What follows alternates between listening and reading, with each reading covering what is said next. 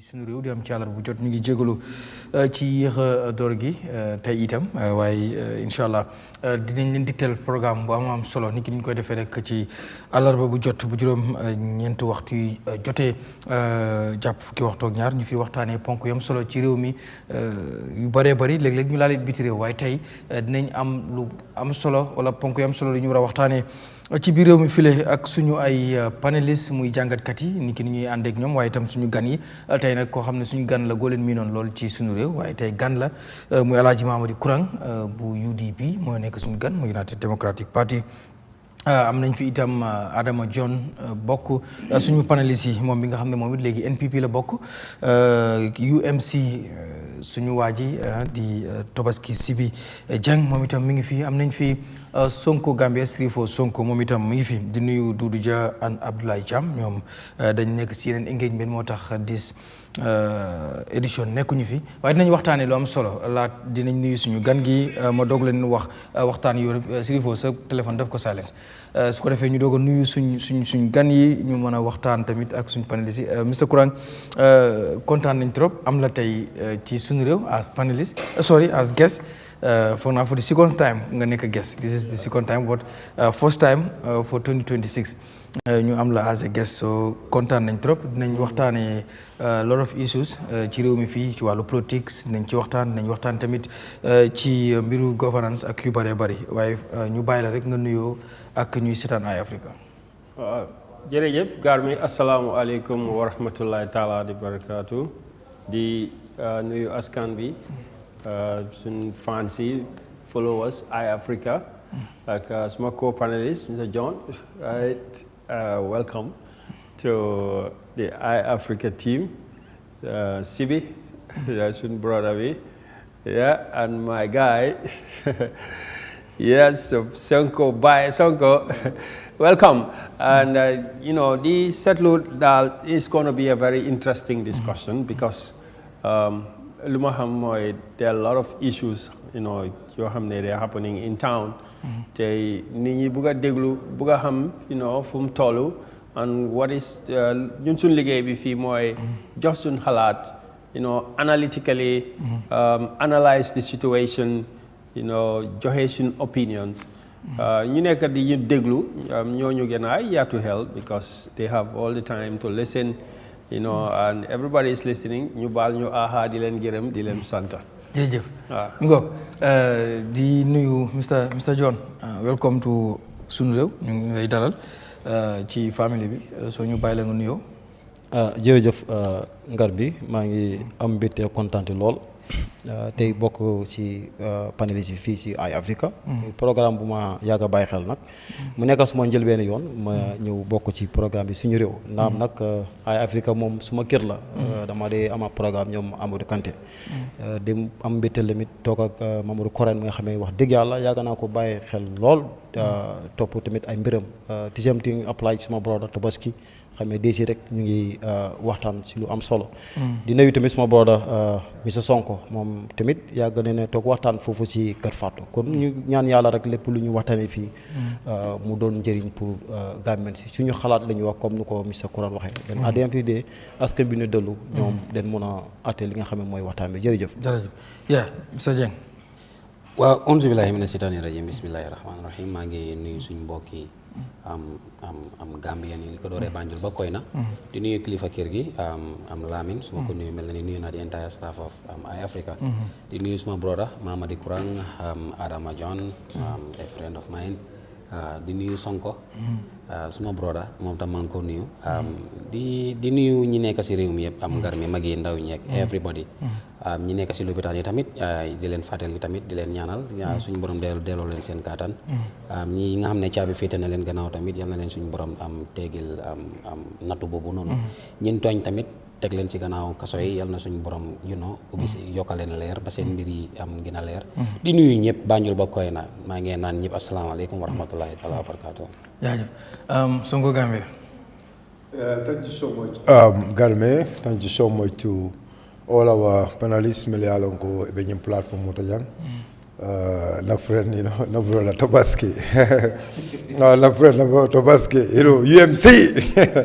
nga moom suma spécial gars la nag si UMC nag dëgg rek nga moom nit la ba xam ne you know dafa sooba understand so ñu am kii suma waaj Adama tamit suma gaay la Adama is someone you know ba xam ne si ana moom lot of platforms time boobu nekkoon si parti Henry Gomez ama PD naka la sax PD non I swear anga tur bi naka la sax tur bi naka la moom mi ngi fi léegi Adama ngi NPP léegi foo ma parti bi just nuyoo rek pour ñu dem fast track PD no suma okay sorry la programme bi di start awa tabaski yow yaay big problem yow man laajuma la da nga mën a tooñ dama xam ne yaa ngi bëgg a tooñ sa waay Sonko amul time tey dama la mu ngi ñu dem tuutil nit bàyyi yooyu booy léegi balaa ñoo commencé mu ngi naan waaye naka ñu PDP léegi mu ngi ñëw naan la tabaski bu bàyyi ma boobu yaa war a nuyoo rek ñu dem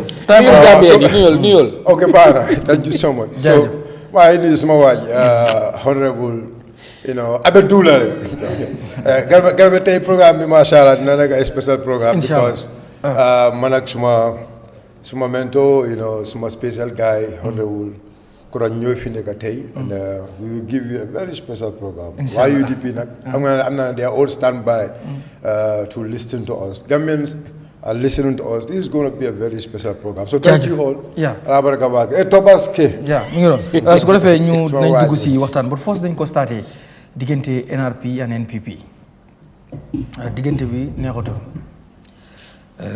diggante bi neexatul ñun am nañ clear source maanaam fu ñuy jëlee xibaar wolof di ko wax baluwaay muy source boo xam ne duñ tudd turam bu ñu xamal lu bari ci diggante NRP muy National Reconciliation Party bu Honorable Amat Bah ak NPP National People's Party bu président Barrow jafe-jafe bu ñu am nag bu ñu sukkandikoo suñu soos bi rally boo xam ne on the 18 January 2026 président Honorable Amat Bah def na ko fi nga xam ne mooy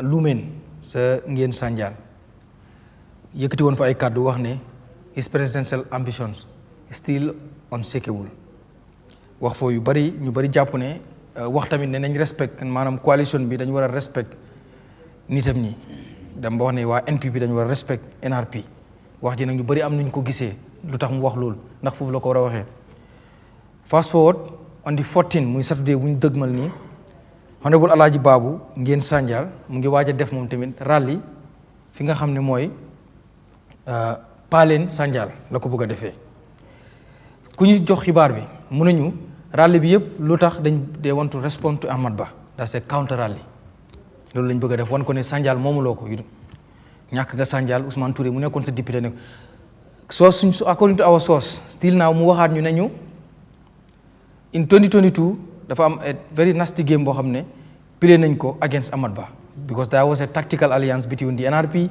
and the NPP and that tactical alliance was bu fekkee NPP stronghold NRP will not put a candidate there vice versa but ñu ne gars yi tax jël si suuf am ñu accuse nag chief of staff moo keesi ne moo def si according to our source ngir yàlla maa ngi koy quote suma source bi duma leen ko mos a wax nag mu wax loolu noonu yëpp ne Modou Cissé ñu tuumaal Modou Cissé ne moo jaar ci suuf def Alaaji Baabu mu doon candidate sponsor ko ba Alaaji Baabu win right now nag lu ñu bëgg mooy nangu am Sanjal ci loxoy Amat Bah ko Amat Bah contrôle na ko jamonoy Jammeh daf ko daan nangu si moom waaye dafa amoon contrôle moom Amat Bah so yooyu noonu yëpp moo nekk di dem nag suba si alxamis bi am na délégation bu war a waxtaan ak Amat Bah Modou Cissé si la war a bokk according to our source Modou Cissé dina ci bokk Alaaji Baabu dina si bokk ngir ñu dem si Amat Bah yooyu yëpp suñ soos mu ne dañ ko bëgg a négocier ba yóbbu ko si ràll bi waaye fekk ràll bi yëpp mooy Amat Bah moo tax ñu koo def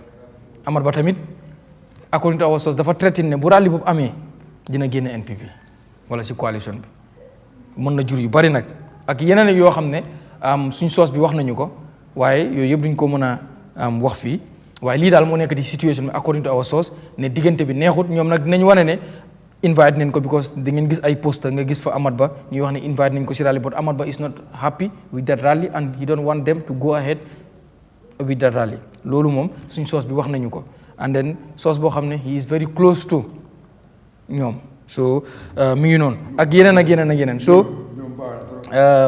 su ko defee rek loolu la xaw ma lan ngeen ci comment because gisoon ngeen Amat Bah lu mu waxoon am Lumen ci mbir yooyu noonu after since that day coow li bari na ak yu xew noonu si diggante NRP NPP but Sanjal yooyu yëpp Sanjal la xewee not feneen ak feneen but Sanjal mu mel ni lu xewoon 2022 National Assembly election ba tey dafa métti Amat Bah bi ko dafa dem ba ci biir mu xam game yoo xam ne play nañ ko according to our source situation buy daw nii lan nga foog moo war a doon responsibility am NPP because of Alhaji Babu bu fekkee bokk na NPP tamit but independent candidate la woon so ndax NPP war naa foowee war naa treat Amat Bah with Alhaji Babu experience wise politically ak yooyu noonu yëpp so yow nooy jàngatee situation boobu noonu.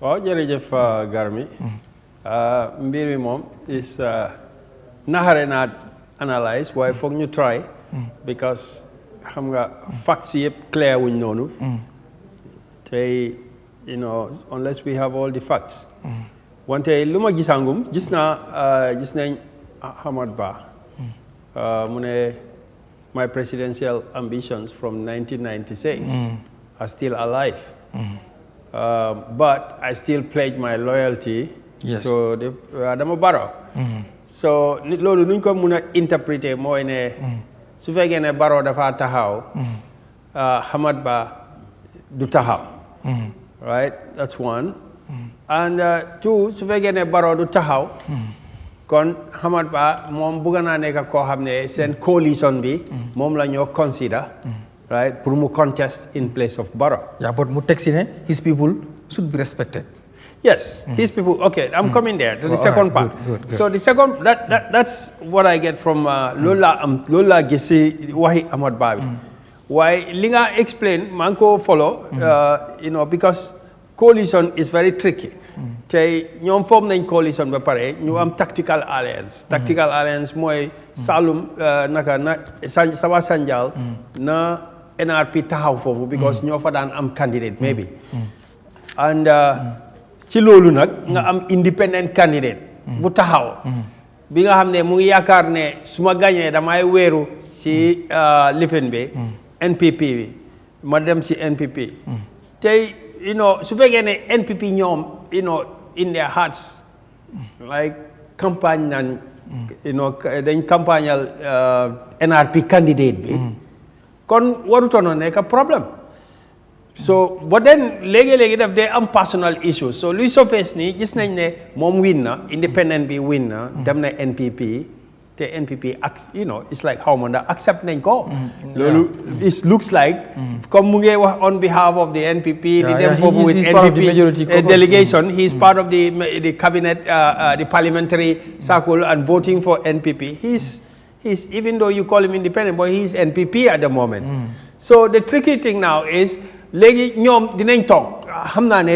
they have to have a talk foog ñu am talk buy nekk ne ok kon su fekkee ne kii mooy jël the independent and he is not part of the NRP moom waa NPP la ndax loolu NRP is it okay with them ndax bugga nañ for the next time ñoom NRP ñu am seen own candidate right in Saba Sanjal boo xam ne ku daanu woon ñu indiwaat ko loolu politically I know that NPP su fekkee ne jaxasoo am na NPP ñoo fa indi jaxasoo because Ousmane Touré moo indi Alhaji Bah si politique according to our source moom moo ko dugal si politique Alhaji Bah was not doing politics he was not even interested in politics exactly but loolu sax du problem the main problem is NPP mun nañoo work at independent without replacing replacing their alliance or putting their alliance in jeopardy with NRP. Why the stage boom them ni, NPP ñu ngi heave for more seats and ñu ngi feel ne kii moo fa gën a safe most likely they will go with Cissé. Compranga. Su fekkee ne loolu lañ bëgg that's what the impression they're gonna give. Now NRP now of course the ball is in their courts. Understand nga because dafa mel ni si ñoom now at that rate, guy mun nañoo lose all their. If it continues like that, the NRP can lose all its National Assembly seats. Seen National Assembly seats yi mun nañ koo ñàkk yëpp because su xewee Saba Sanjal next time it can go another place, Dankunku or whatever. So it's a problem for Ahmad Ba because Mungi talk, maybe at the beginning of the coalition, he get what he wants, but gradually he's saying that his party is diminishing and NRP is probably disappearing the more it attaches itself to NPP. So for me, politically, it's political advisor for NRP. NRP is a long-time party. Morgan is, as far as I know, is older than NPP far much more. It was there since 1996 or before 1996. So politically, good advice for NRP. Adama has served his 10 years. He has a credibility problem in terms of self-entrenchment. So kuko jegen rek, you're gonna take that discount in your political cycle. And as an NPP, ñom nekkuñ di fa gain. Yeah, maybe I'm not position on some people, but politically, it's either you get swallowed by NPP and disappear, or you stand outside and make a stance. What that stance is going to be, let them decide. NRP, but ñom luñ gis moy NPP is naka lañ ko dé waxé is carnivorous and herbivorous at the same time, or it's just swallowing whatever it can find on its way. And they really don't care about NRP, you know, in real fact, because all the facts, so facts luñ woné moy sa candidate bi daanu na and it's a coalition. Kula Daniel mom dem na fofu yow sa parti amatut a representative, finger don't representative. So it's gone and it's there. Your bargaining power is decreasing. All right. Abala moy ñew ci panelist yi ndax NPP is fair to NRP. Mën nañu wax ne ndax NPP is fair to Ahmad Ba because of Ahmad Ba yàgg na ko gars yi di criticize sometimes so invité kenn ci NRP loo koy wax mooy yéen seen parti bi da ngeen ko jël seeyal ko NPP like he is very loyal to President Barrow, he is very loyal to NPP moom yëppam NPP la du organise rally.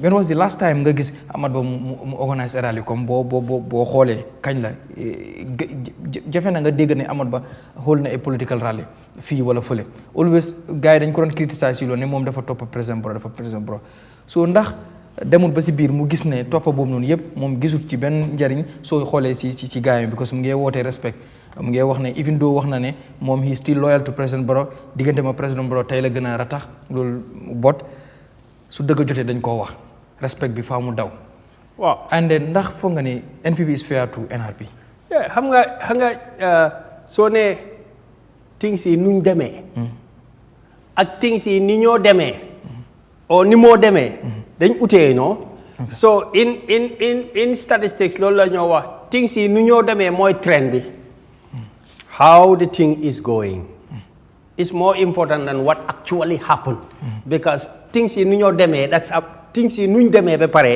loolu is the past tense waaye things yi nu ñoo nekk di demee that is what is important, the past projected into the future. So what they can see politically, right, things in NPP, they are losing. NRP, they are losing because NPP is so hungry that the popularity of the NPP fall. So we want if their popularity is falling and they need you for dinner in order to survive, they will make you dinner. So actually, they are actually making NRP dinner now. Things So how things are going is that the NRP in the alliance, we see their strength and power is decreasing. And obviously, as a politician, when you face decreasing strength and power, you react. So Ahmad Ba's reaction is a reaction. Okay. It's a factual reaction to the decreasing power of the NRP within the decreasing NPP. Okay. So comprendre NPP ñu get them down. So anything beside them dañ ko wona pour ñu stay strong. Yeah. All right. Mr. John, no gisee situation bi diggante NPP and NRP waxoon nañ ci di ci waxaat but from a credible source close to ñoom wax na yu bare reveal na yu bare to me si mbir mu nekk di going on even seen meeting bu ñu war a am tomorrow on Thursday ndax dinañ ko mujjee am wala duñ ko am rally bi ndax dina dem wala du dem Amadou Bah dina fa dem wala dafa waaye lu mën a am mooy Amadou Bah he is not happy with that rally daf ko gis as a counter rally and then that is the purpose ñoom ñu ko nekk di def according to our source but ñëw ñu analyse mbiru coalition dina ñëw si opposition bi but ñu bari dañ doon jël exemple ci alliance bu NPP bi di wax ne nu mu amee doole but ñu dem ba biir gis Amadou Bah happy wut frustré na wane na frustration am nit ñu comment nañ ci but still now frustration boobu mi ngi am ci moom ak ñu bokk ci moom nan nga foogee ne ndax foog nga ne lii du affect di alliance Amadou Bah bu fa jugee ndax du leen affect yooyu noonu yëpp so yow nan nga ko mën a jàngatee wala da nga foog ne maybe yow xam nga lu nekk ci biir xëy na bi nga duggee léegi di nga xam lan moo xew biir NPP ndax loolu lu am la wala amut nan nga koy jàngatee monsieur John.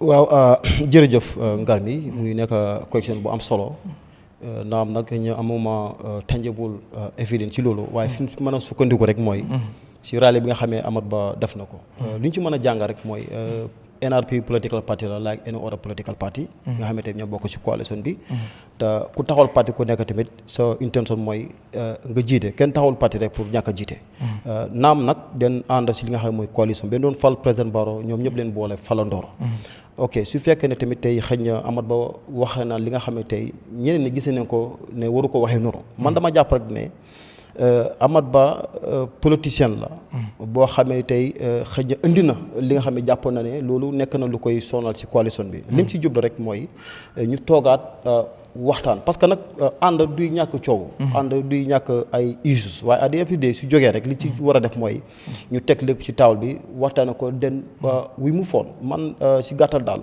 noonu laa koy jàngee because at moment bi nekk nii awma si lenn loo xam ne tey xëy na mun naa wax ne lii mooy di koos waaye fi ñu mën a taxaw rek mooy Amadou Bah def na rallye dégg neen li nga xam ne wax na ko si naam ñu am na benn boor bu d'accord wala ñi ne waru waxee noonu waaye parti la rek like any other party tey bu du président Barrow mu it mun naa contester waaye li mu wax dafa clair as far as président Barrow mu ngi contest moom dina continuer di ànd moom di ko jàppale ak waaye na respect bi daw waaw waaye cër ànd nag ngar mi cër bi dem ko siyaa su fekkee jàpp naa ne man su ma ànd ak yow gis naa ne am naa si loo xam ne tamit kontaanuma si tamit man dinaa condamné ne xëy na fi mu ko waxee waru ko waxee su fekkee jàpp boo gisee fekkee nga baal ma bu fekkee si mbiru président Barrow Amadou Bah amul benn issue ak Barrow pour xëy na seen campagne manager yi am seen gars yi nu ñoo doxalee si moom Amadou Bah ak ku mu doon ci wàllu politique comme nu ko gars yi di analyse am na ku ma wax sax comme source bi lu mu wax noonu moom dina fi ñëw moom si boppam comme moo ko wax man kenn du ma saraxe naa ko wax ne ko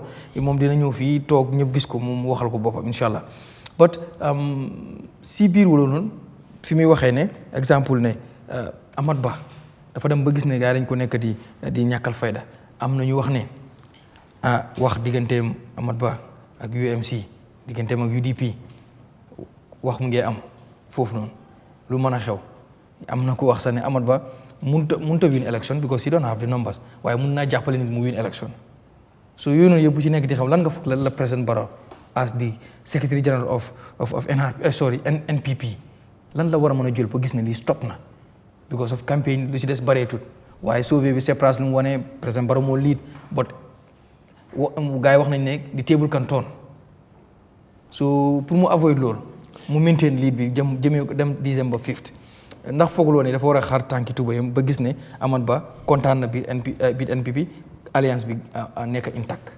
waaw gëm naa ne foofu la mu mujjee si parce que nag tey muloo ànd nit ki depuis 2017 ba léegi yaa ngi bokk moom parce que wax naa ko si gannaaw ma ne la den boolee Amadou Bah président Barrow fal leen ñu am loo xam ne dañ ko jaay gàbbeen ci nekk ci kon dama gëm ne suñu dem ba si initial time bi coow jog boo xam ne tey xëj na mun na indi yàqu-yàqu yu bëri di advice bi nga xam ne bu maa def rek mooy ñu waxtaane ko parce que nag ànd du ñàkk problème waaye war nañ ko mën a waxtaane den wi mu foon li nga xam ne tey moom la jàpp ne loolu mooy issue bi den su ko defee ñu correct ko te suñu ànd tamit man la ma gëm man mooy den war a joxante ba respect den waxante joxante cër den su ko defee ñu ànd parce que loolu rek mooy tax tamit àndandoo bi gën a dëgër parce que dafa mel ni sax yéen ñu bokk si coalition bi gisu leen seen bopp si li moo tax yow jógee nga sa parti bi ko foog naa boo gisoon sa bopp si mbir mi doo jógee sa parti dem NPP wala yow da nga fil la jógee fële dem NPP wala nu mu fa demee non du issue boobu xam nga comme parti dafa am lu tax nga bokk si parti am gëm-gëm boo si am waaw te parti bu nekk dem dafa am nu nga ko tëggee parti bu nekk dem dafa am programme ak policies bi nga xam ne moom la gëm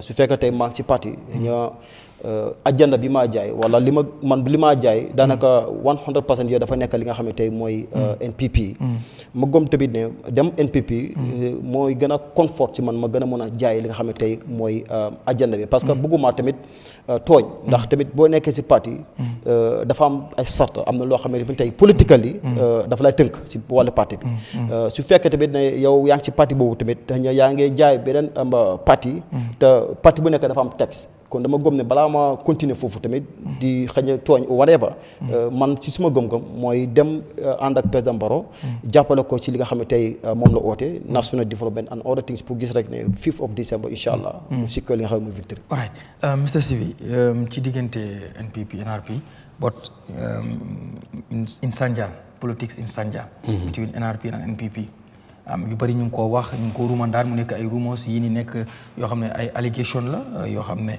but am ñu bëri xamal ne daal Hamad Bah is not happy and then lu ko ñàkk a happy loo bokk na si what is happening in Guin Sanjal diggante Alhaji Babou Cissé honorable Alhaji Babou Cissé game yu nekk di play ñu bëri ñu ngi wax loolu so toon lii dem ak ñëw bi ak rallye bi ñu war a organise on the 14 Hamad Bah gëj a def rallye toog rek def rallye in Guin Sanjal dafee ko foofu noonu ak wax yu mu fa wax noonu ñu toogaat gisaat beneen rallye bu war a amaat on the 14 less than a month so yooyu yëpp war a happen nan nga ko gisee and then problème bi kan moo ci loru comme diggante NPP and NRP ndax NRP génnam NPP dina affect NPP because am na ñu bëri ñu jàpp ne yóbbaale la rek. waaw Garmi xam nga waxtaan bi amoon nañ ko fi te dafa mel ni amoon na point yu ma raise mel na ni tey affaire yi leer na waxoon naa fi ne lii raam diggante NPP ak NRP si ñag bi la jëm baxit bi dina feeñu te tey feeñu na waxoon naa fi ne NRP ak NPP there is an internal dispute boo xam ne relagut Gambia ni bi Amat Bah waxee waxam boobu noonu ni Amat Bah da ngaa dem nga seetaat waxam bi dafa wax ñaari wax yoo xam ne bu nekk dafa am different meaning you get it mu ne presidential ambition am since 96 la start du si musa dellu gannaaw you get it ba mu ñëwaat ne not even Adama Barrow du ko mun a stop you get it so li nga seetaat si wax boobu noonu mu ñëwaat am def toppantal pour daaxee ganaar foraleen nen ne NPP dañu war a respect NRP NPP war a respect NRP dafa delluwaat back to am na waxkat yu ko fi waxoon ne société Amat Bah struggle coalition bi from 2016 ñëw tey mu nekk koo xam ne bokk na si jëwri ni politiciens si nekk si biir réew mi ñu yaaga endorse Adama Barrow Kurang wax na ko fi ne dem na ba nga gis ne moom Adama Barrow la day gën a support ni kii moom pour mu otérali sa problème la you get it but li nga seet mooy government yi Adama Barrow kontel ma ñaata NPP big weeks nga gis si government mi jox leen position demal APRC ñi def leen député ambassadeur ñi def leen ambassadeur ñi ñeneen ak ñeneen bot Amat Bah soo seetee si parti moom la wala benn nit wala ñaari nit second point bi loolu yëpp lu mu yàggaa muñ la bot mu dem ba confrontation di am wax fi la di am the other thing tamit mooy alliance bi dañ dem ba gis ne Adama Barrow dafa indi this women entrepreneur fund $50 million ndax gis nga inauguration bi ñu ne boole neen si NRP wala boole neen si GPDP wala boole neen si ñeneen na ñeneen xam nga politicians si luñ gis dañ gis ne Adama Barrow games la leen nekk di play su ma ne games ñun ñëpp politicians leen we know the game that they are trying to play mooy games yu fi yaaga nekka mooy def naa ñi alliance dama bëgg a majority 2026 you get it waaye muy wax ne soo niidee te muy xam na ne si alliance la nekk dafa am yeneen parti yu ko ngemba waaye muy indi 50 million bi mu ne foog nga am NPP jigéen ñi foog nga am NPP membership card pour ñu war a mu nekk bénéficiaires man su ma bokkoon si alliance bi dama resign yeah because of xam nga loolu lu moo indi naka lay xëccee sa groupe si parti yi ko join noonu GPDP ak ñeneen yi agar mi loolu moo indi du alliance la lan moo tax pour nga war a eligible to that 50 million entrepreneur fund boobu noonu pour jigéen yi lan moo tax ngay war a am what is so special bu dee alliance la lan moo gën a lan moo special ngay wax ne yow sa alliance partner si sax seen groupe yi suñ buggee si fond bi dañu war a am NPP membership card so lii bokk na si red flags yi nga xam ne Amat Bah politique yi Gambie su nekkee dara Amat Bah joorin la ustaas la te utee naa Mr Yessa yi wër Adama Barrow yeneen coalition partners yi moom sharp shooter la dafa taxaw si rali explain but lii bokk na si lalu yi nga xamante ne su may un analysis man xam naa ne Amat Bah politicien bu mag la moo jiitu Adama Barrow si politique bi mu gisee game si gars yi di play foog mu taxaw si rali def ay leeral woon NPP te su shot si mu trop noonu sànni ko NPP rek de Adama Barrow la doon waxal. so ndax foofu la waroon waxee tamit. foofu la war a waxee su waxee wut foofu fan la ma waxee foog mu wax. parce que wax bi yàgg naa daw si seen camp si seen groupe si muy NRP ak yeneen alliance yi because bi gars yi déggee ne $50 million si bi nii mu ngee ñëw. they were expecting ne du nekk loo xam ne NPP da ngaa soxla NPP membership card pour nga war a join. so they are trying to attract base Amat Bah ak yeneen alliance yi nga xamante ne they are part of this NPP alliance. lii simple calculation la simple logic la nit soo nekkee politicien you will see di nga gis Adama Barrow fan la nekk di dem so Amat Bah is very clever su doon may moom lim def lay def dinaa oote rally ne leen suma presidential ambition bi ci 96 musuta change because gis na ne gars yi dañ commencé di undermine alliance bi di bugg a xëcc seen compagnie amul nuñ koo defee ñu ne non ay ganaar la ne leen suyal leen indi 50 million bi ne ku nekkul MPP supporter o amula MPP card doo eligible for the fund but fàtte ne bi ñu ut nguur gi 2021 lan moo tax waxoon ne seen rally yi ku nekkul MPP bu ñu toppa lan moo tax waxoon ne alliance campagne la campagne bi alliance la du dégg Amat Bah daf leen di si beesam dugal leen fi mu leen war a dugal so foogaloo tamit comme NPP dafa bëgg a wan gaay ne even without you people man mun naa win comme am di ruling party man maa nekk in government so mun naa taxawal suma bopp comme bi ko xam nga gars yi ñu ngi wax loolu am na keroog ñuy wax ne comme coalition bi yëpp yeneen parti si like suitcase am parti la rek yoo xam dañ leen toppal yóbbaale noonu kese so ndax foogaloo président bi tamit dafa bëgg wan gars yi ne ok even without you people man I can do it alone with my party. non xam nga leen Adama Barrow still he cannot do it alone. bàyyi la xel sauvé bu mujjee passé nekkul only the NPP it was the entire alliance because moom moo jiite alliance bi toogoon temps nañ leader bu bees moo tax bi gaa doon def sauvé bi NPP lañ doon laajte because NPP it was the entire alliance ñoom ñoo that percentage yaa ngi gis so dafa laa woon ne Adama Barrow ak alliance bi yëpp ak even though nu moo decliné in popularité si lu sauvé bi wane moom moo gën a nit kii nii Amat Bah ni ko Amat Bah soxle because su fekkee ministre la Amat Bah nekk na ministre already but musta da nekk président ñu ngeen wax naan Barrow is he even eligible pour go for third term Gambie ne dégg nga li 60% ñu ne warta go for third term so Amat Bah moo gën a am upper hand so you political presidential ambition Amat Bah because Adama Barrow right now nii pour mu war a dem presidential next third term dégg nga Gambie ne lu ñu wax 60% ñu ne 60% lan la ñu wax. ne bu mu xalaat sax pour ron fa taata su demee nit ñi duñ ko jox. soo moo tax ma ne la. waaye moo win Amat Bah soo gisee muy def lii mu ngee woon gars yi ne man ngeen pare ñu ànd si jaama. ma dem ak yéen parewul leen ko am na upper hand pour dem in coalition toxic. so lu ñoo wax mu ngee wax ak yéen loolu am na wala doo ko wax fii. raytam la Amat Bah parti la yore ñu yoree parti. su ma raytam la ndax wax bi laa stand na bi. suma soos bi am na lu ma wax. ma ne la. soos bi lim laa wax daf laa wax li am. because of Gambia right now nii. political parties yi ba ngee wax. te li ma wax mooy bu dee may Amat Bah. si fi mu ko téye. na ko fa téye. suñ ko traité with respect. na continuer partnership am ak dem ak ñoom bot su demee ba nga gis ne. approach bi NPP di use tey di same approach la gars yi use bi gars yi buggee undermine UDP by then. similar approach lañ doon use allegedly nit ñi alleged nañ ne. dañ doon war di fay yaay compagnie by then di fay yaay compagnie UDP. pour war leen naa xëcc su séparation bi di am boobu séparation bi amagul loolu yëpp allégation yëpp am na fi. you get what I'm talking about. so su ñëwee ba tey ñu war a indiwaat similar approach indi 50 million boo xam ne boolewul si alliance bi.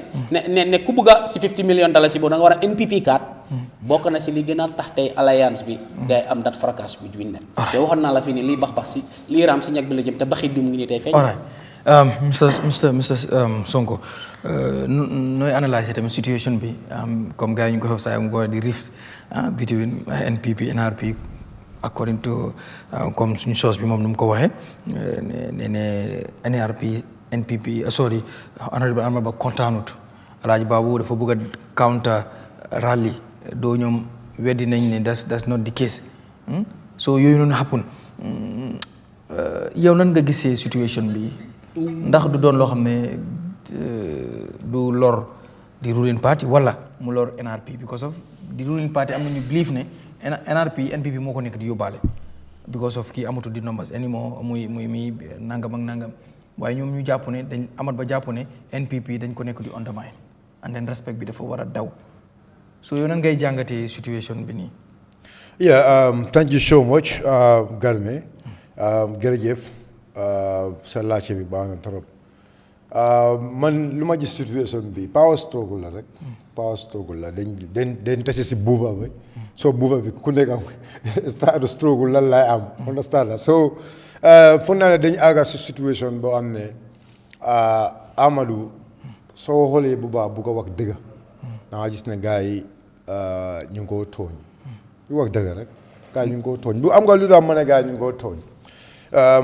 léegi àgga nañ position boo xam ne Amadou il faut mu soranda parti am to NPP mu nekk NPP executive member foog naa ne situation boobu lañ nekk si nii waaye soo xoolee IEC seen ruling si IEC dem nañ toog ñu ne there are political parties ñoo xam ne almost about 7 political parties xaw ma ñun la but I didn't see the list yet.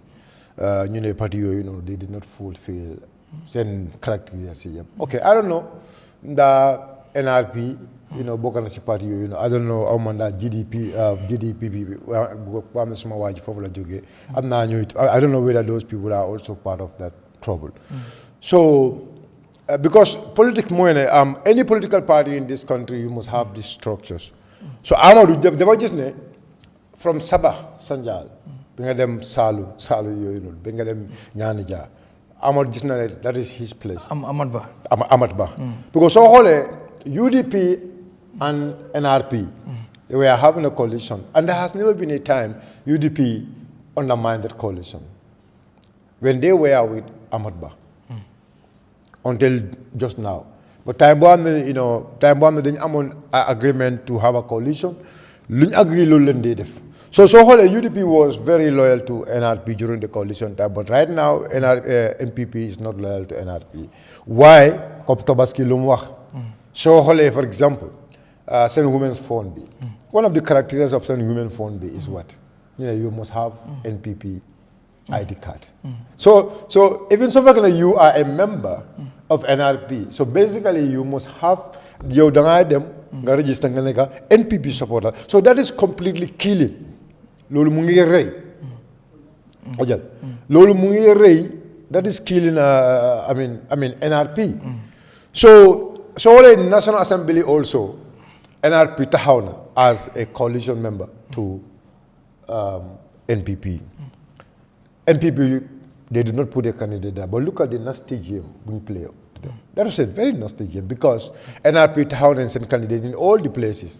NPP taxaw foofu noonu. So fii dañu wax ne because they want to kill them. They will kill all these coalition partners one by one. I am telling you this. They will kill all of them. Now, they already come party and the comments boom is finished because Gayami they have to come to them. APRC is also the same thing because Holland small waji Duduja. So it's like so these people are now snitching. Imagine in a coalition, but now defecting from your party to your to the very party boo xam ne Doudou Dia dafa dem yow cam Doudou Dia déclaration bi ñu xaar rek very soon you'll see the declaration. non xoolal Doudou suma waay la non xoolal Doudou xam nga Doudou lu tax I love Doudou loo ko laajte even lu mu munta what jafe-jafe daf laa wax dëgga daf laa wax this is my position that is Doudou Dia. Okay. Understand so Amat Ba these people are playing game on him. These people are playing game on him and Amadou is already alerted. Because these people are killing his party other political parties in the alliance, their members are joining NPP. So if he did not also wake up, the same thing is going to happen. And that takes me back to Tabaski Lumwa. Let's look at the employment, the appointments. NRP is giving all support to NPP. So because tell me, NRP send members of parliament are like NPP. There has never been a bill, but they will not all support it. The only man who come Jawara mom is a man of his, is a man of principle. So mom that they, have an independent belief, go with things. But all of them, and they have sub members of parliament in the parliament. Because Alajimbo is a very strong member of parliament. So, but the way the situation is going, what is going to happen? The situation will force them to come to NPP, NPP candidate. If not, they will lose their seat. If not, they will lose their seat. And take the best example of Fonyi. So that is actually what is coming to happen here. And Amadba is trying to make sure Lulu must stop. Let's go back to the history. During the last parliamentary election, NRP sent guy Toure. Toure was Usman Toure. Usman Toure. Usman Toure was the candidate there. But Usman Toure stand, look at their vote difference. This man have almost about 4,000, 30 something, 36 or 38 votes. That's what he have. And then Usman Mu'am 3,800 and some vote. So look at the margin there. So it was a game. So I will trust your source. It was NPP. It was Morsise, because Morsise play a lot of role for Adama Barrow. Let me make this clear. This is why Mouturu have to be the chief of staff. Many of these ministers, they all play a key role for Adama Barrow. They all play a key role for him.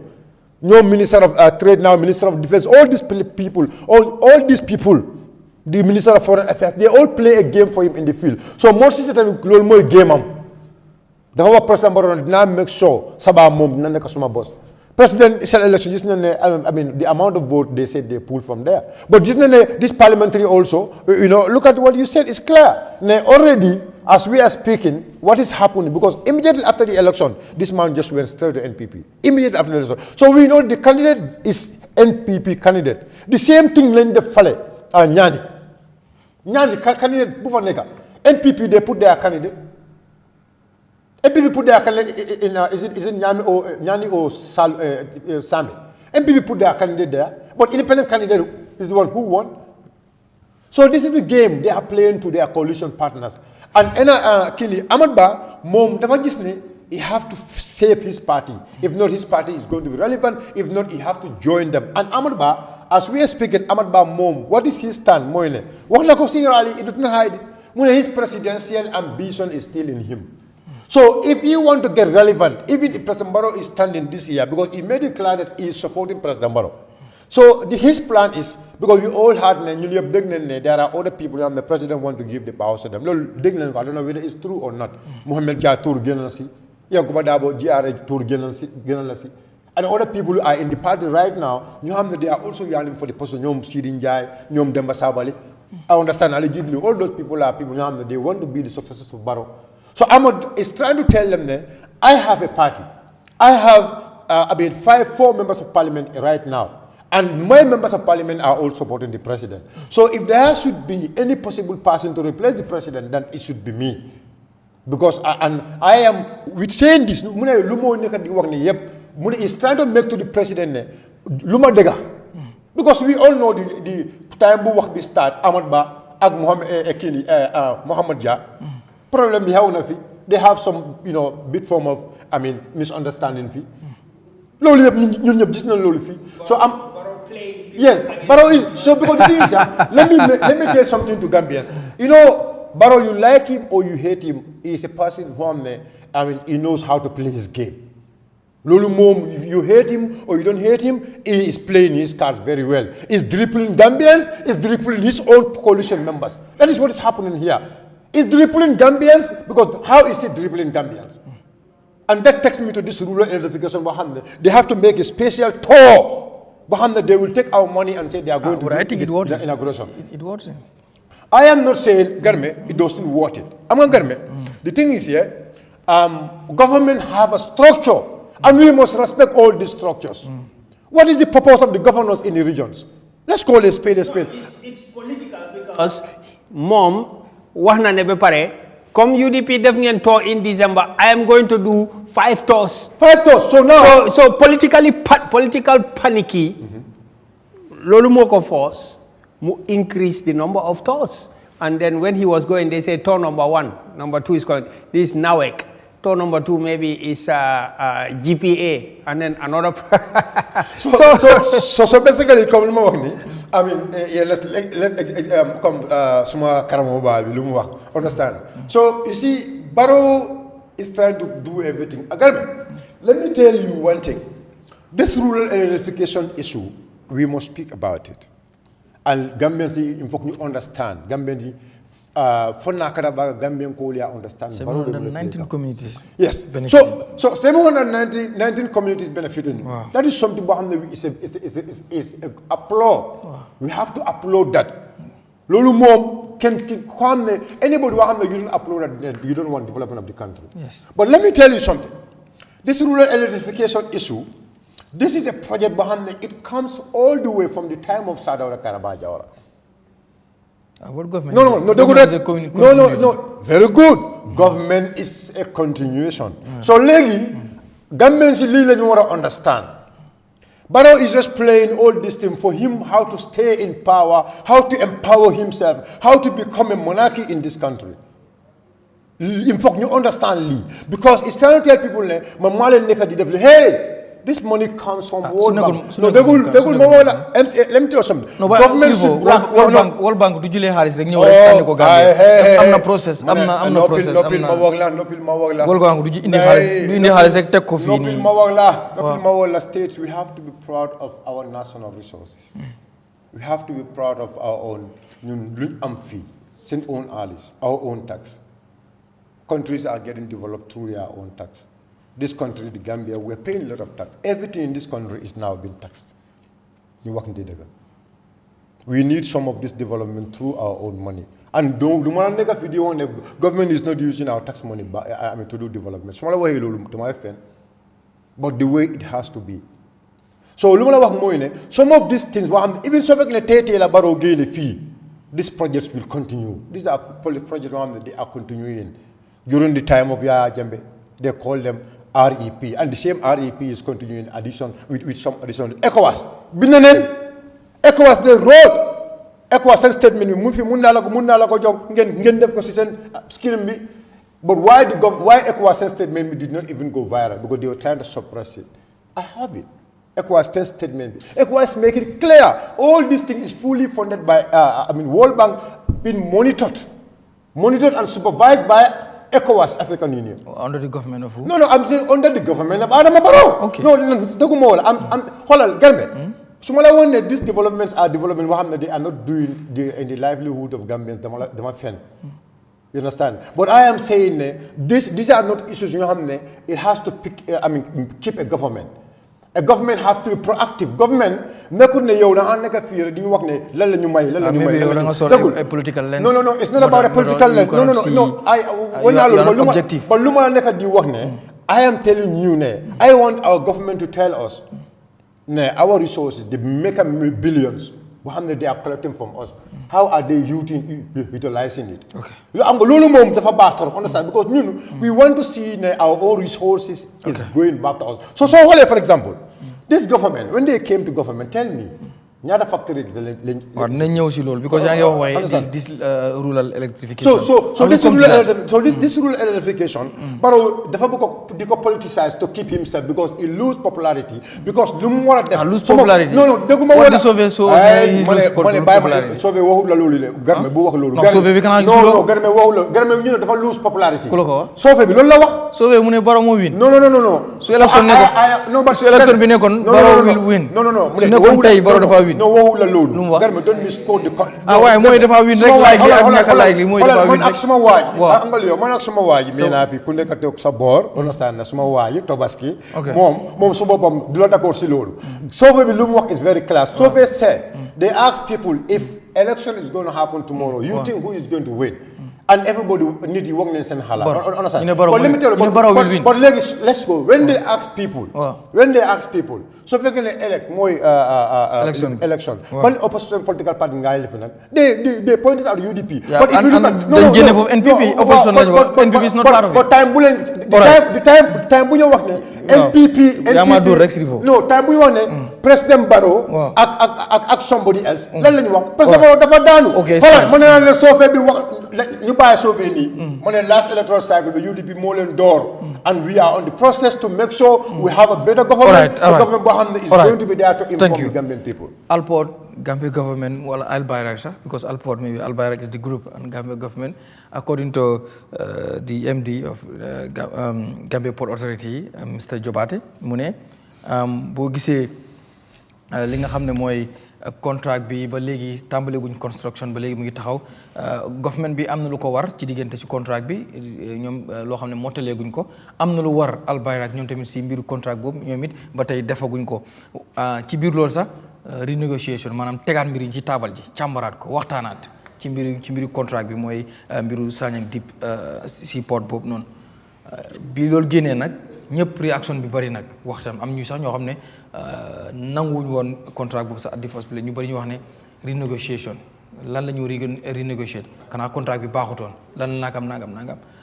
yow noo ko jàngate boo readee story bi nag moom nu mu wax yóbbee mooy dafa am yenn obligation yu government bi war a fulfill before construction bi start dafa am yenn obligation yu Al-Bayrak war a fulfill before loolu di start loolu moo tax sax léegi ñoom ñaar ñëpp a ngi ci taabal ji toog di waxtaan so noo koy jàngate yow waaw xam nga fu ñu laanoon you were talking about the rural electrification tey rural electrification bi the OMVG the Gambia River Electrification Project was since 1976 nga xam ne at that moment they did surveys to see even the Gambia mënoon na am a dam that the Gambia River can support a dam. This is a detailed study which is in the presidential files, and Barrow knows it. It's in all the government departments.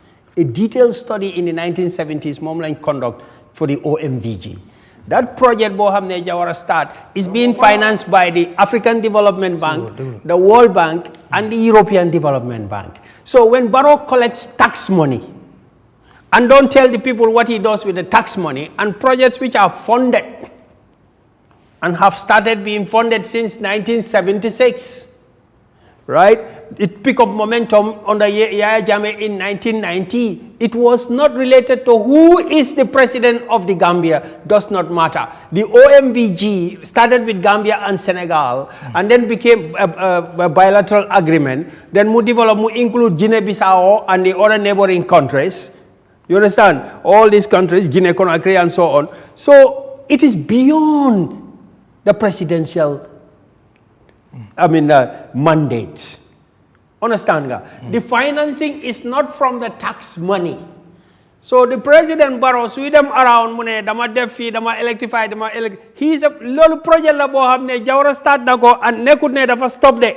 It was flowing and continuing. And when Yahya Jammeh came, nekut ne dafa stop there. Mung don continue, mom tam su baye dafa neka di continue. Rural electrification. No. What do you mean? 719 communities. Is that his money? Is that the money he collected? It's fine. No. After ñu crops wala what daf ko implement dafa jël xaalis bi wala project bi mu use ko fi mu wara dem 719 lamp yu ñu ngi tak yow gis nga lamp yi. Garmi yow fi nga tok ni tax la. Tax la te. Waaw no fi nga tok ni tax la. Foundation am na ko. Understand? Léegi su demee ba 20-story building nga toog ci kaw 20-story building wala nga jeexal 20-story building xanaa su fekkee ne foundation bi rek laa def man yow nga ñëw nga defar the other 20 stories xanaa yow da ngaa wax ne man lu ma defuloo ko. You can't do that. The people who envisioned this, Damalawa, you have to give credit to how the project was envisioned. Anyway, we will come to that another time. Right? But then now you're talking about Alport. Yes. Very similar. Jawara dafa amon Singapore dream. And so they get Singapore dream. Singapore is a small country.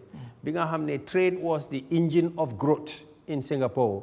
That binga hamne within 30 years, new develop from a developing country to a developed country, from a low-income country to a high-income country in one generation.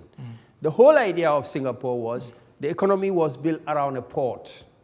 You have a port that can handle so many thousands of containers a day, so many thousands of goods and services pass through, or goods pass through and go to other countries. In Gambia, we believe that landlocked countries like Mali and so on could all utilize the port of the Gambia, and then the port of the Gambia moy nekk the engine of the growth. Lolu moy won the Jawara Singapore dream. Yahya Jammeh came with Vision 2020. It was also built around the port. Barrow mom amut vision. He don't have a dream. He just have a business idea. Moy port bi naka lañ ko mëna jëlé ñu jébal ko ñu tayla ko kenen. The fact is clear. When they come, the Gambia government is renegotiating. This is what is given to the National Assembly. Renegotiating deep sea port agreement with Turkish firm. Alport, the managing director, Mr. Jobate said, the original 30-year concession. Baro def ñu ay mol bulo sutile for sanji tansaba. Dafa takasun loho in a contract for 30 years without even reading the contract. The 30-year agreement signed in February 2025 grants Alport 6 years to operate Banjul ports. We already built the port from 1965 to date. Soon investment more for nega. He handed over for 6 years. Let somebody else collect the money in that 6 years, however they want. Mega hamne soon port workers if nega ni nyunge joy. 6 years. After that, 24 years to build and operate a port in Sanyang. But if you want to do that in 24 years, they should start construction now in 6 years' time. Otherwise, you cannot start. They said construction work, however, has stalled due to pending obligation.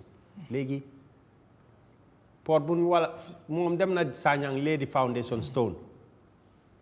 That project is kaput at the moment.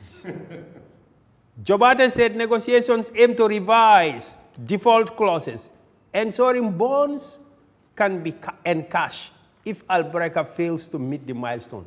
Bonds. So Alport, daf ñu jox bonds. Bonds moy so def contract. You are a foreign company or any company. Da nga joxe guarantee moy bond bi. Guarantee bobu nonu su fekkee ne yow lahidi yi nga joxe mun lo ko def. The state of the Gambia am na right to seize your bonds, take your money. Normally, you get that guarantee from banks, bank guarantee. But apparently, statement bi boko hole dafa mel ni ñom they defaulted already and you cannot cash the bonds. Because that's what I say. If you say ensuring that bonds can be cashed if Alport fails. So it means that previously you did not ensure that if they fails, you can cash your bond. So actually, he gives you a guarantee which is invalid and faulty guarantee. Lola mean. Next, delays have been caused by changes to the master plan. Who changed that? Who changed the contract's master plan? A 30-year contract, who changes that? Which now requires land reclamation. Only later, they realized that maybe port bi land bu fa nekk Saro naka Sanyang du enough dañ ko wara backfill pour mu sibi ñu push ko behind. That's a multi-billion dollar job. They didn't think about it. How can you enter into a billion dollars contract without looking at all the fine details? Liban façon nguur la somebody hana dafa am ku yakamti receive 10% under the table or what? That's what we can ask. Then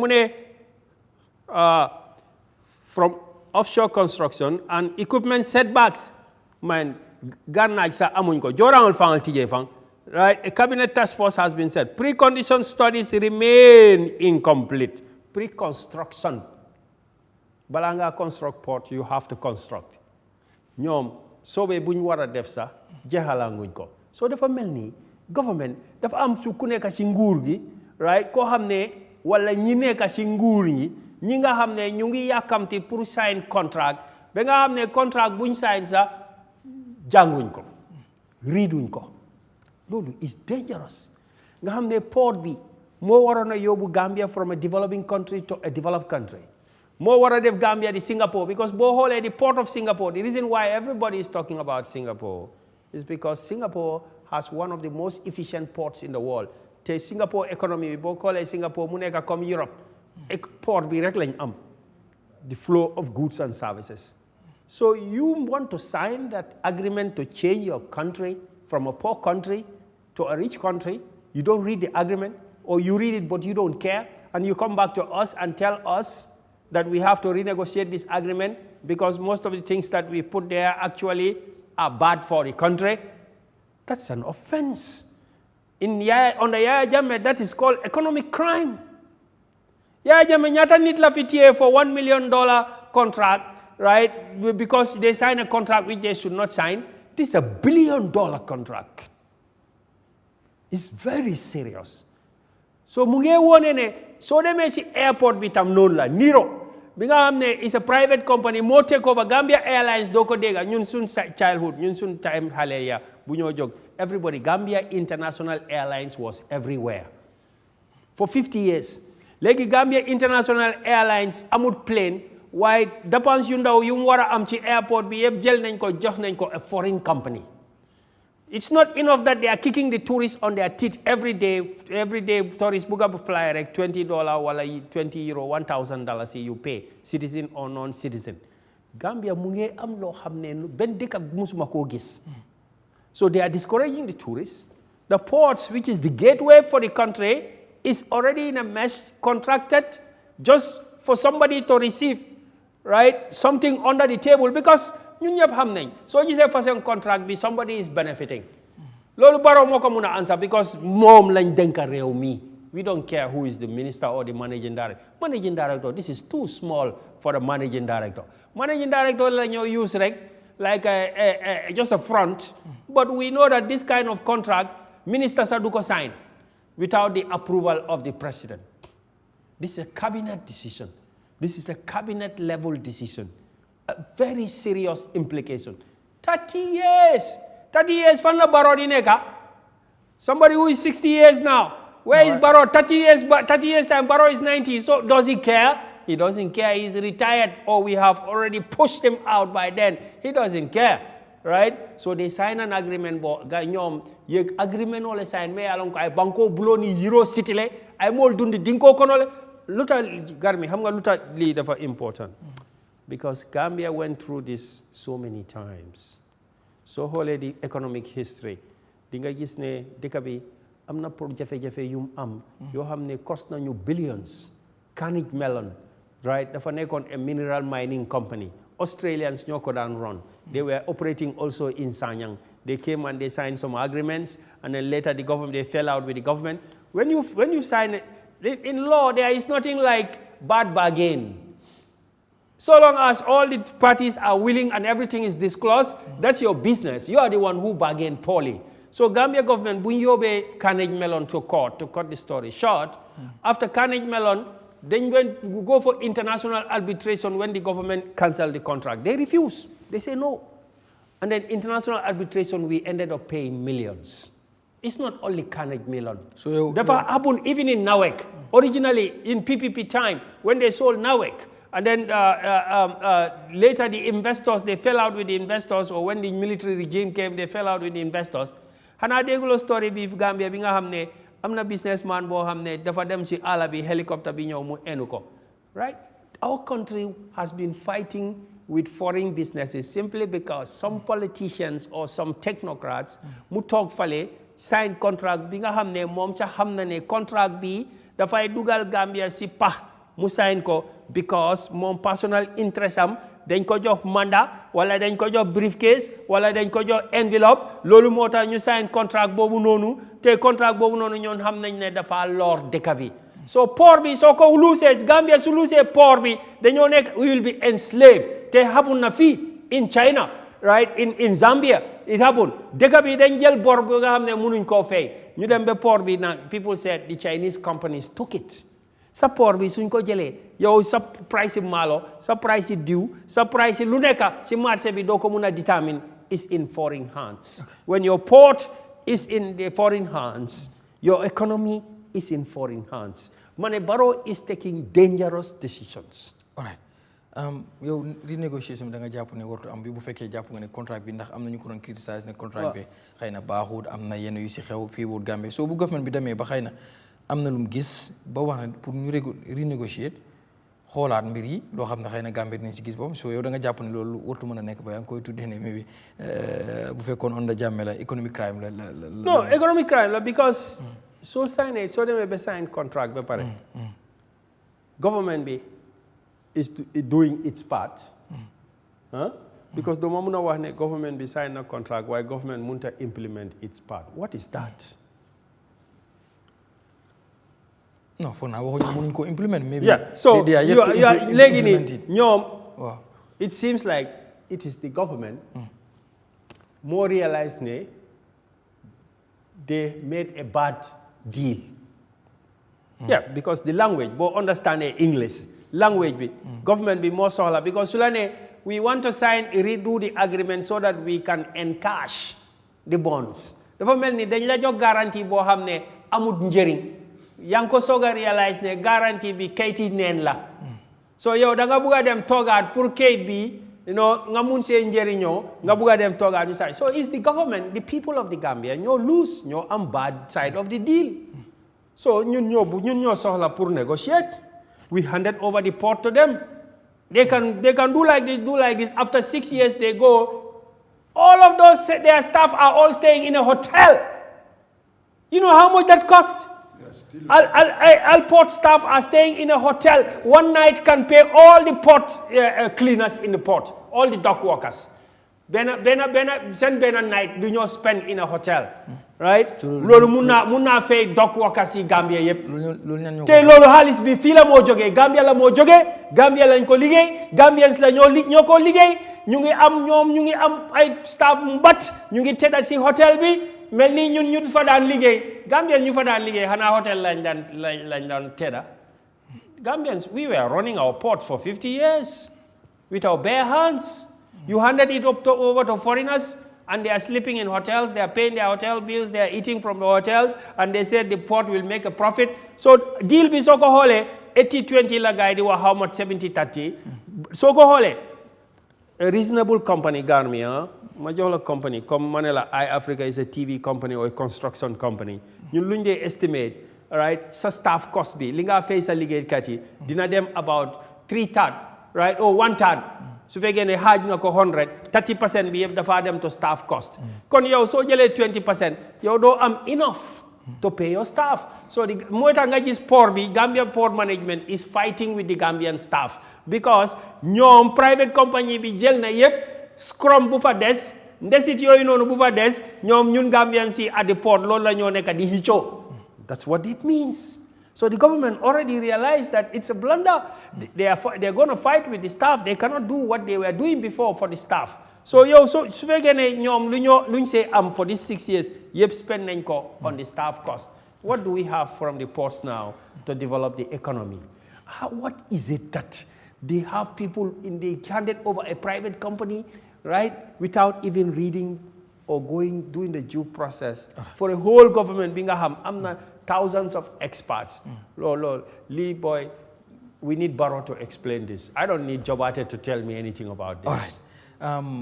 Mr. John, nooy analyse mbir mi toog nañ rek xëy gis kayit yi bind ne di Gambia government ak Alport wala Albayrak ñu ngi waxtaanaat pour renegotiate contract bi ndax am na yenn obligation yoo xam ne from both parties kenn fulfill good ko construction bi start good yu mel noonu so after bi loolu génnee nag réaction yi bari na different na am ñu jàpp ne mbir mi feebutoon Gambie sax ndax affaire bi ñu bari criticise nañ ko waaye am na jàpp ne government bi xëy na renegotiation bu moo def nii dina find a deal boo xam ne dina shoot Gambien si luñ bëgg te dinañ gis ne am nañ luñ bëgg yow nan ngay jàngatee mbir bi am comme ni ko monsieur Kurang waxee moom mu ngi koy jàppee ne lii it's an economic crime.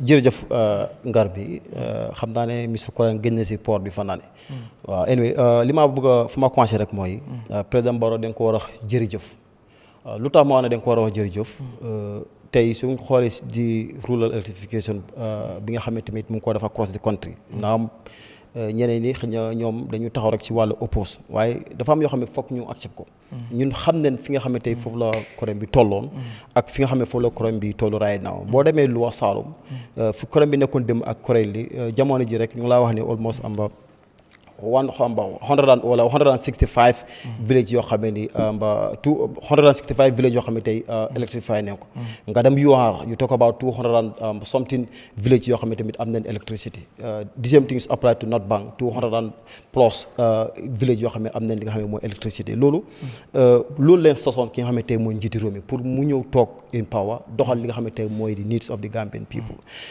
tey dégg naa suma baayoo di wax na fu taxpayer moo ne si ok taxpayer moo ne si def nañ ko fi nga xam ne foofu lañ ko war a def benn mooy building universities University of Applied Science of Technology building ko rek pour mu nekk mébel we want to train engineers in this country yi nga xamante ëllëg dañu jël di leadership pour build li nga xam ne mooy suñu si réewum Gambia ak ora issues yoo xam ne tey dëgg la daf doon affect Gambia ci tey président Barrow mu ngi ci def képp lay kattan lan moo war a doon rôle yi opposition si wàll boobu noonu not just continue to criticize but to inject ideas bind something loo xam ne tey government bi mu nañ ko use pour move this country parce que su baaxee ñëpp la baaxal biñ delawaatee back fi nga xam ne tey mooy Alport ak diggante Alport and the Gambia government ñun ñëpp xam ne port yi Gambia fu nekkoon démb ak fa lañ ko fa la ko président Barrow bëgg a yóbbee Banjul Gambia mooy di destination mooy di point bu nga xam ne tey mooy di mouth fi nga xam ne tey moo gën a nearest order sub suñu sub region si kon tey biñ signé contract ñu deet ñu ne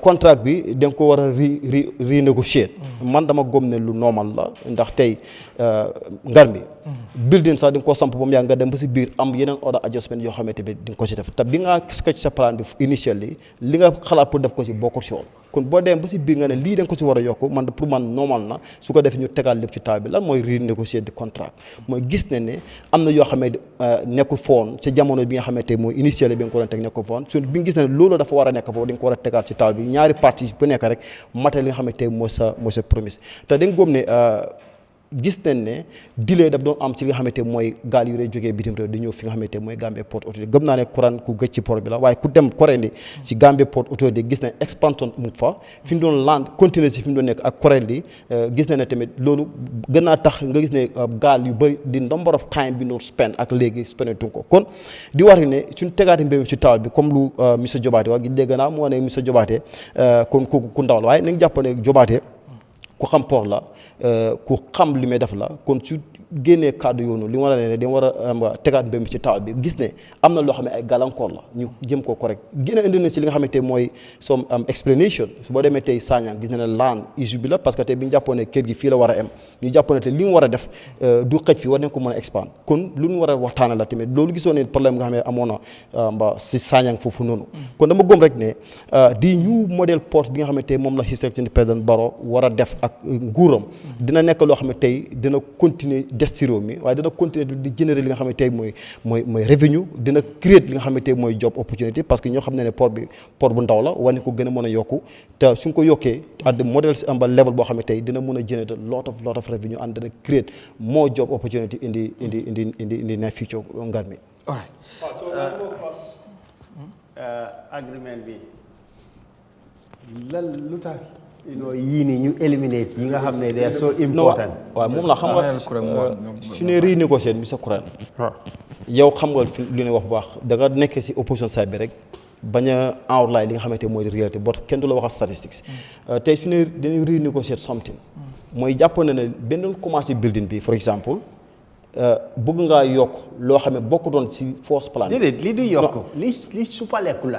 waaw ceeñ ak yokk benn la rek tey soo nga bëgg a am loo aat ona sanga nga bëgg a am loo yokk am loo ceeñ ok léegi dinaa jël yow sa wax mooy ceeñ nga bëgg a ceeñ something parce que design bi xëy na ni nga ko bëgg ni nga ko design noonu correctul léegi nga bëgg ko ceeñ ci beneen design boo xam ne tey moom nga jàpp ne moom moo ñëw loolu da nga ko tegaat ci taal bi waxtaane ko ñu xool ban design bi nga xam ne tey mën nañ ko fa teg boo xam ne tamit tey dina nekk the best one for the country parce que waaye sauvé bi comme mislaha ñu ne la sauvé bi xam nga sauvé building bi balaa nga koo sampa wala sakatuma lu mel ni port ndox la ak suuf yi war a lifin ay machines yooyu noonu da nga war a def sauvé bi ba mu jeex nga war a sign agreement non loolu laa ma ne xam nga tey mu nga def sauvé ba nga pare ba nga jàpp ne lii taxaw na ba pare so along the way. no waxuñ ne survey bi results bi déglul English bi statement bi bu gaay génnee is already there. waaw ne survey bi is not complete.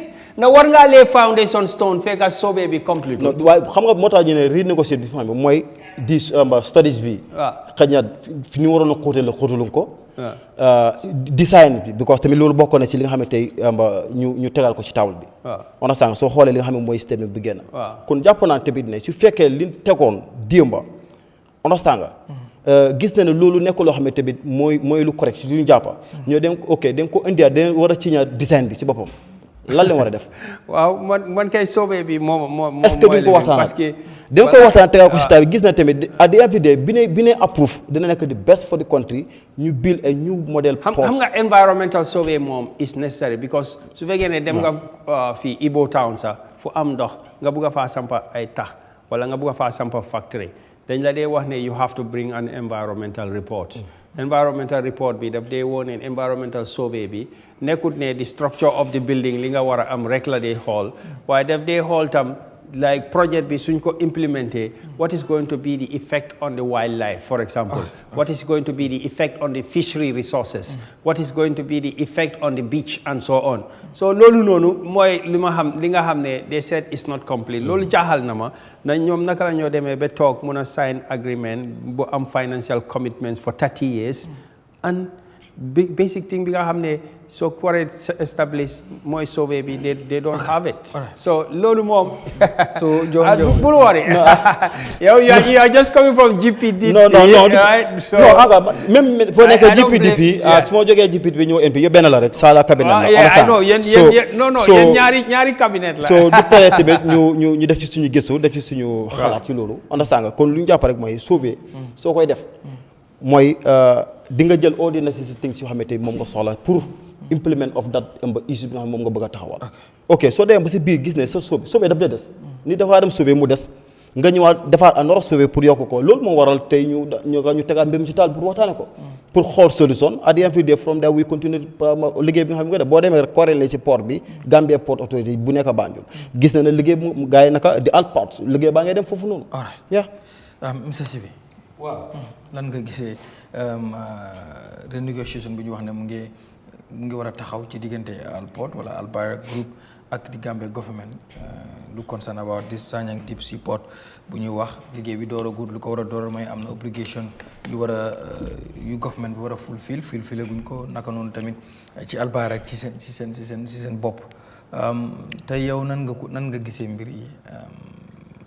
waaw man gar mi mu ngi am kii notes yu ma jël in regards to man suma gis-gis o suma xalaat si mbir yi naka la war a demee gis nga we have what we call the public enterprise committee bi nekk si parliament bi soo bàyyee xel nguur gi amaana scrutiny bi ni doon when it comes to concession agreement bi or whatsoever in regards to the Gambia Ports Authority dafa fall under the public enterprise committee but government even though amuñ benn laws in this constitution boo wax ne concession agreements dañ ko war a yóbbu parliament for approval but su fekkee ne all of these government structures are created through an act of parliament National Assembly dama gëm ne there is a body responsible for scrutiny lan moo tax ba léegi government yi Gambia even concession agreement bi was not shared loo xam ne public document la lan moo tax ba léegi it wasn't shared gan mi beneen mbir mi mooy government yi Adama Barrow I can say mun naa ne di attorney general lan dee jàppee di experts when it comes to the legal framework yi gaay de enter into but dafa important we have the Africa Development Bank they even have free consultancy for concession when you are partners why government yi Gambia even though trustuñ parliament si ni ma ko waxee because of waroon na faa mun a dem they could have taxed the public enterprise committee pour ñu review concession agreement bi na align na with Gambian interest wala align with Gambian interest léegi lii lu mu laa woon mooy the people that were negotiating or nit ñi nga xamante ne ñoon lan tax with liggéey bi pour ñu def seen survey ou ñu def seen feasibility study comme ni ko Kurang waxee defuñ seen liggéey ni ñu ko war a defee because of Garmi lii is a national asset lépp loo see war a mun a def war ngaa jël liggéey bi nga jox ko ñoo xamante ne ni xam nañ ko mun nañ ko am nañ track record bi pour war a make sure ne any ink bu government bi di war a jël di ko teg si agreement with a private partner dafa nekk loo xamante ne ni duñ am this type of clauses man du ma mun a gëm ne government boo xamante ne ni you have how Adama Barrow mu ëpp advisor président yi nekk si région bi so man mënumaa gëm ne feasibility study di nga ko def correct ngay ñëw di ko war a defaat after how many years since bu guy signé this concession agreement agar mi so yow lan mooy sa xalaat maa ngi ñëw si xalaat bi mooy na government bi li ñu def nii dafa wane ne ñoom accept nañ ne dañ fiil Gambien yi benn ñaareel bi public scrutiny bi Gambien yi yàggaa jooy ne lan moo tax concession agreement bi sax share wuñ ko experts yi mun koo review how many Gambians ñu ngi fi ñi nga xamante ne ni consultant leen or politicians yi ñu mun a review ñu seet what are the clauses lan la clauses yi wax they even have bad clauses in it for finances loan bi gars yi jël bon bi sa waa ji wax mu dem ba nga xamante ne they were using debt financing my brother whereby Albayrak si boppam liñ dégg ñun mooy profit si gars yi di generate from the ports loolu la gars yi di bugg a funnel to the Sanyang ports modèle man bi ma dégg because ba tey government Gambia pare wut a release document bi ni Gambia ni mun koo review because man suma future ak suma future doom yi moom lañ doon baageen Garmi why is it that government Gambia Adama Barrow government am lan lañ doon nuba mujjee naa feeñ financial model bi feeñoon na liñ doon bañ ñoom liñ doon nuba Gambia ni feeñoon na di because dafa wone ne Albayrak sax they don't have the financial muscle red flag bii nii bi ci bi loolu feeñoo bi gars yi demee na dañoo jël loan from Zenith Bank si la Gambia yi yëpp xam ne lii scam la it's a scam to the country it's a big scam because Albayrak dafa waroon a pump in new forex in our economy Gambian government bi am part bu mu war a def you get it na forex boobu ñëw na ñaata $1 million la gars yi waxoon ne moom la ñu waroon a put in moom la gars yi waroon a pump in our consolidated fund or in the government ndax foreign currency boobu ñëw na what did they do ñu dem suñu local banks yi ne loolu la ñoo jël dañ bëgg a use port bi as collateral could you imagine MD bi am pour release a statement government bi bi ñu gisee statement bi they were not happy with him lan la ban statement la government bi génne afterwards si lañ ne dañ ko nekk di investigate moom dafa dem Dakar ñu gis président bi mu demee si port bi ñu ngi gis mu ngi taxaw te dañ doon wax ne dafa dem Dakar na déggaat nga scandale boobu bi ñu ko doon accuse bi mu release that document bi mu release that statement di wax gars yi Albayrak yi ne it goes against the contractual agreement some clauses yi nga xamante ne nii ñoom dañ dem di ut local financing from the local banks pour war a fund project bi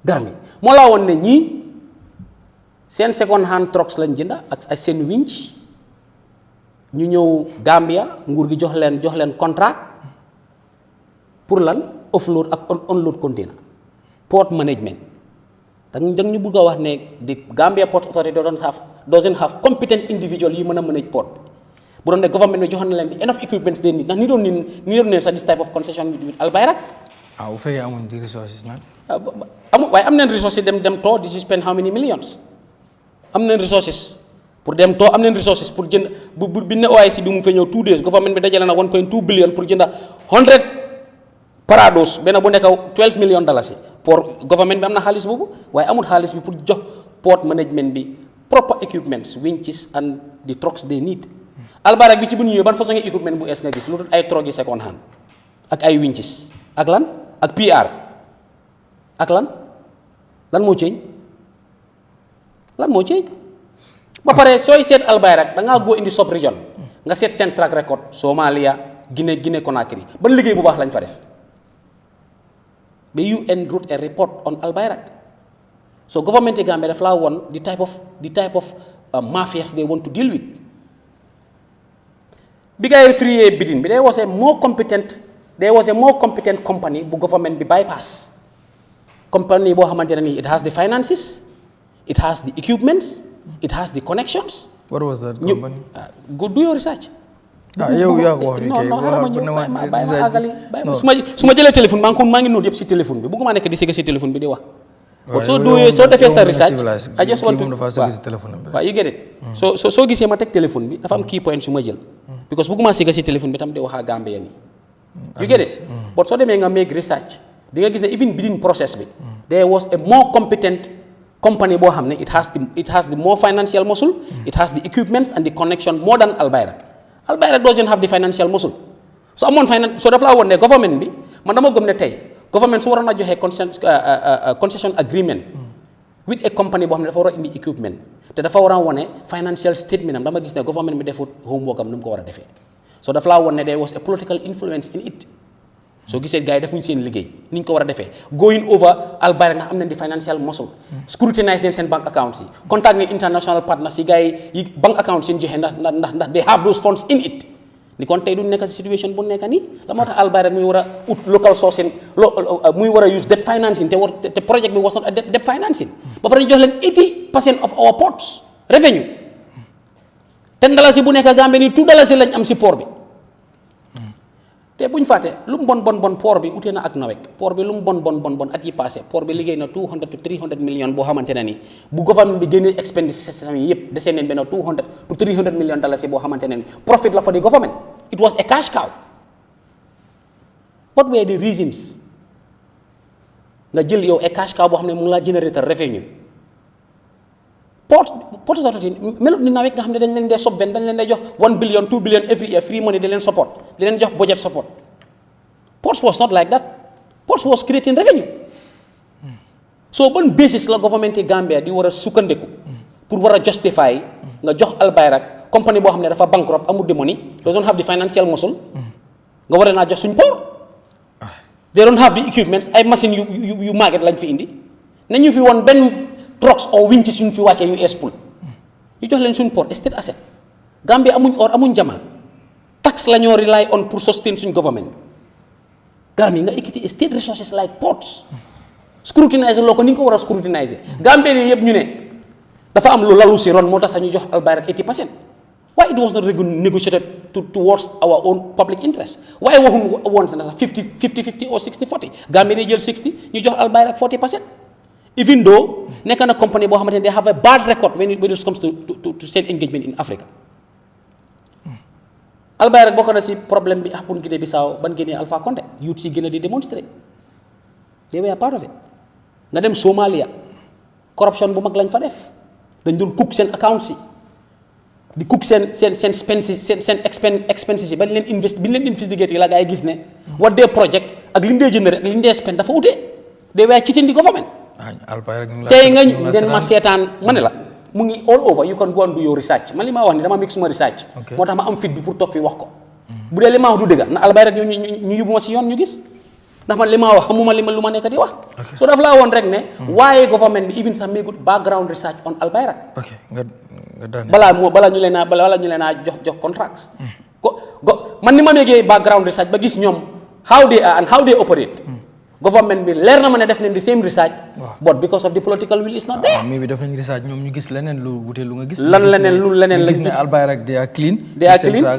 maybe fan won ma fi ban dëkk lañ dem in the sub region nga gis ne wax nañ ne loolu moo am foog ne government of Gambia du def research about Albayrak mu gis ne these people they are scammers wala these people amuñ a clean track record government bi di jël di liggéey ak ñoom Well, because pour nga war a make research on about a company is very simple.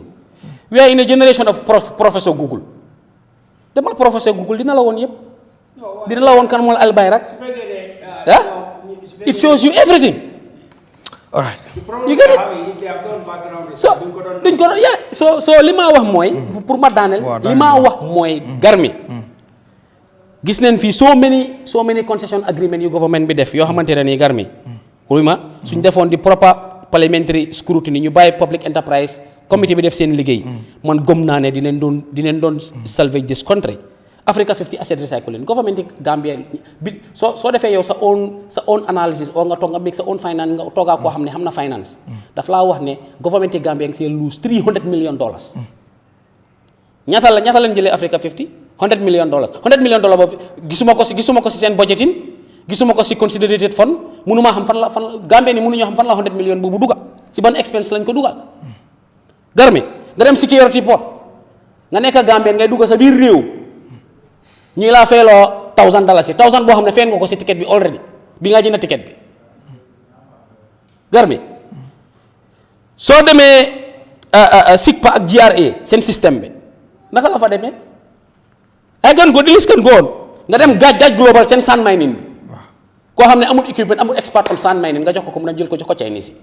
government bi di lose li ñu announce ne loolu la export on si containers ak li nga xamante ne moom la auditeurs yi mujjee fine Gambia lose more than $300 million so daf laa woon ne government bi ñoom loolu lañ bëgga they want to deal with mafias ñuy jël suñu state resources di ko jox ay individual yoo xamante ne nii they are not working in the best interest of this country garmi waaw xam na nga ne they want to deal with mafias why the government will want to do with or will want to do with deal with mafias I am asking the question why okay Mr. Sonko nga sëgg sa téléphone bi rek yow si ñaari suu nga nekk anyway nan nga gisee this contract renegotiation comme bi gaay wax mbiru Alport and the Gambia government comme nu ko managing director bi waxee Mr. Jobaate so yow ban jàngat nga ci am comme nu ko Kurang waxee sa yeneen fellow co-panelists yi waxee ko noonu ndax gisuloo ne government bi mu ngi def pour try to save the interest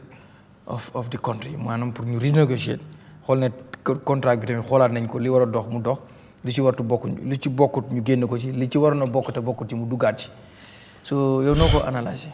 thank you so much Jammeh sa laajte bi baax na trop lu ma bëgg a wax mooy ne dama bëgg a start suma waa ji xam nga time bu moo tontu mu ne président Barrow fu mu war a dugal suñu xaalis directly mu ne yooyu place yooyu xam na nen mu dem mention the University of the Gambia so dama bëgg a wax suma waa ji ñun nag si réew mi fii dañ bëgg a we always try to make research balaa ñu toog ci télévision quoi pour toog ci télévision looy wax amal na ne people are listening to you and then they will always try to VAR you so ma wala ko ma ne la président Barrow time bu ñëw to this government understand na some of this project boo xam ne sa waa ji mu ngi koo wax understand na ma wala ne président Barrow depend more on loans it depend more on loans time bu mu ñëw soo xoolee if you look at the Banjul Bara Urban World Bank ñoo ko sponsor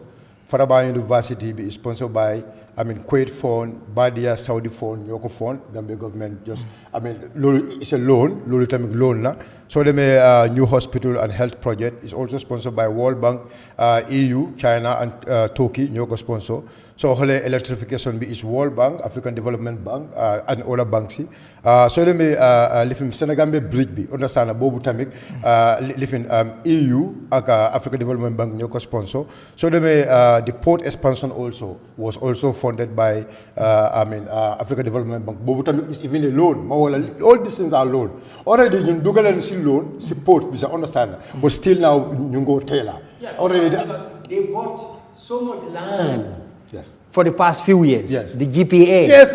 All that land and the land which was there land. and all the equipment, they just take it and pass it to a foreign company. Because no, Bobu dinaa ñëw si loolu. Because am nga il faut ñu wax si lii. Gambians understand what is actually happening in this country. Yàlla fon nañu ko moolu fo because su ma mën a wax yëpp si soose daal moo ma gënal because ba sa waa ji dama bëgg a waaw non dama sa waa ji dama bëgg mu déggal lu may wax understand gan because lii dafa baax torop understand soo xoolee lu ma la wax mooy ne port expansion bi boobu noonu Banjul half die understand xaalis boobu noonu it was a loan dañ lépp Gambia pour ñooyu tobb foofu noonu pour ñu mun a ñëw comme fii so that they can able to expand those places we are still paying those loans and those loans are not finished. That is why our loan became almost 100 and other billions. Dama bëgg suma waa ji mu understand loolu. Understand. So rambe foofu tamit xawal port upgrade bi tamit to upgrade the airport. Pour upgrade airport bi tamit boobu tamit it was a loan boo xam ne fan la jógee China Exim Bank la jógee Gulf and loan loolu yëpp is a loan. So President Barrow time bu mu ñëw all these major projects bu nga waxee ni is all loans. So so demee tamit nga xool ñun président Barrow xaalis bu mu dee collect from the people naka la day spend Gambia sun xaalis ba xam ne sun direct phone sun direct phone ba xam ne ñun it's our own money. President Barrow since he came to government in 2017 xaalis bi fan la ko dugg am nga fa ne State House renovation boobu noonu it was not a loan. Presidential talk. Yeah, because talk killing. I will distance. Understand? Because look, it's high time we expose this government. So all the President Barrow time mu ñëw produce yi ñoo xam ne suñu xaalis out direct phone suñu xaalis foofu la duggee State House bi renovation of the State House in 2017 foofu la xaalis bi duggee aga government jënd ay moto boobu la suñu foofu tamit suñu xaalis bi nga taxo men job nga taxo men na moñi e ka moto ye moto les ko President Barrow kabanata ay moto les sang ay State House so ta State House rosinta ya renovate charter of ministry official fana you'll fana ta renovate some of the schools sold fana you'll fana renovate na security equipment sold sang na sojaro koy equipment do sa wala avant man sifon ko samatol man si ngam for that samatol sojaro for everybody can go and make a research about all this. Servicemen are buying their own shoes. Yes, so banta for don't come in. I know. So nyaji be fana an event soul come independent celebration no. E kan na follow fana siga ika dundu woleto. Nyaji be fana ko denke the same President Barrow even new fongol mil yalon ko ke do kuten eka julo do ke jele because I cannot through budget and budget is normally supported by the the budget is normally supported by loans. So eka julo fana be kana loans. So nyaji be fana at the President Barrow fana kabran nata na mansa kunda fongol mil bembulu eka femfintindi no nyo na mansa kunda fongol mil membe ko gamtel Port, GPA. Membe ko gamtel. President Barrow yo GIA. Me yalo pe julu jama bal leta pour ko ta ke regulate. But why say julu ta wala even World Bank and others. Yo dulal finance ta be Africa.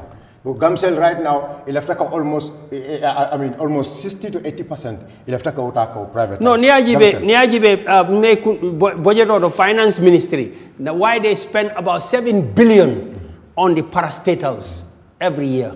So that's how investment that they are just giving away now. So aka jela fo ya aka tin lako kan na fulo fana dépense damen to bak wala recurrent. Comme ka fuyelol sang ka motol maintenance kan na fulo dund wol nan namo.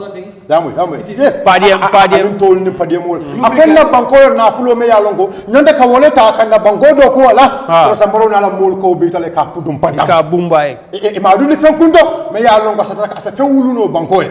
Ngam mem fo jang. Altale ñinin ka roke altale kaytol ñinin ka na atan tam même fo nim fanyale murun kan ali afanyo go fanyalam akon na si poto me ya lonko na poro me ya lonko kana fulo bondinya akon be ñente mo men ko no President Barrow na la masa kunda yo fanantale ya fanantale ya yo fanan dile ako amanda wo fanane akoy na tana ko denke ya jembele fengol me ya lonko ay tujam yo fananta ye wafi ako be ko nyaaji gam petroleum combien ñu be mu fenel mi yalon ko yemuto no yaajambe combien percentage mi yalon ko yemuto yaajambe bulu ako percentage ñu be kete fenel and percentage in banks ako because Yahya Jammeh had interest in banks or for companies related to interest in banks so ako be kete fenel mi yalon ko yo be wafi ba ako kabe ka ñu fana wafi yemilake yemolo tombo mo me yalon ko ila ñu téré ila ñu boyolu yo tombo ka fa receiver so you want to take on you waffing.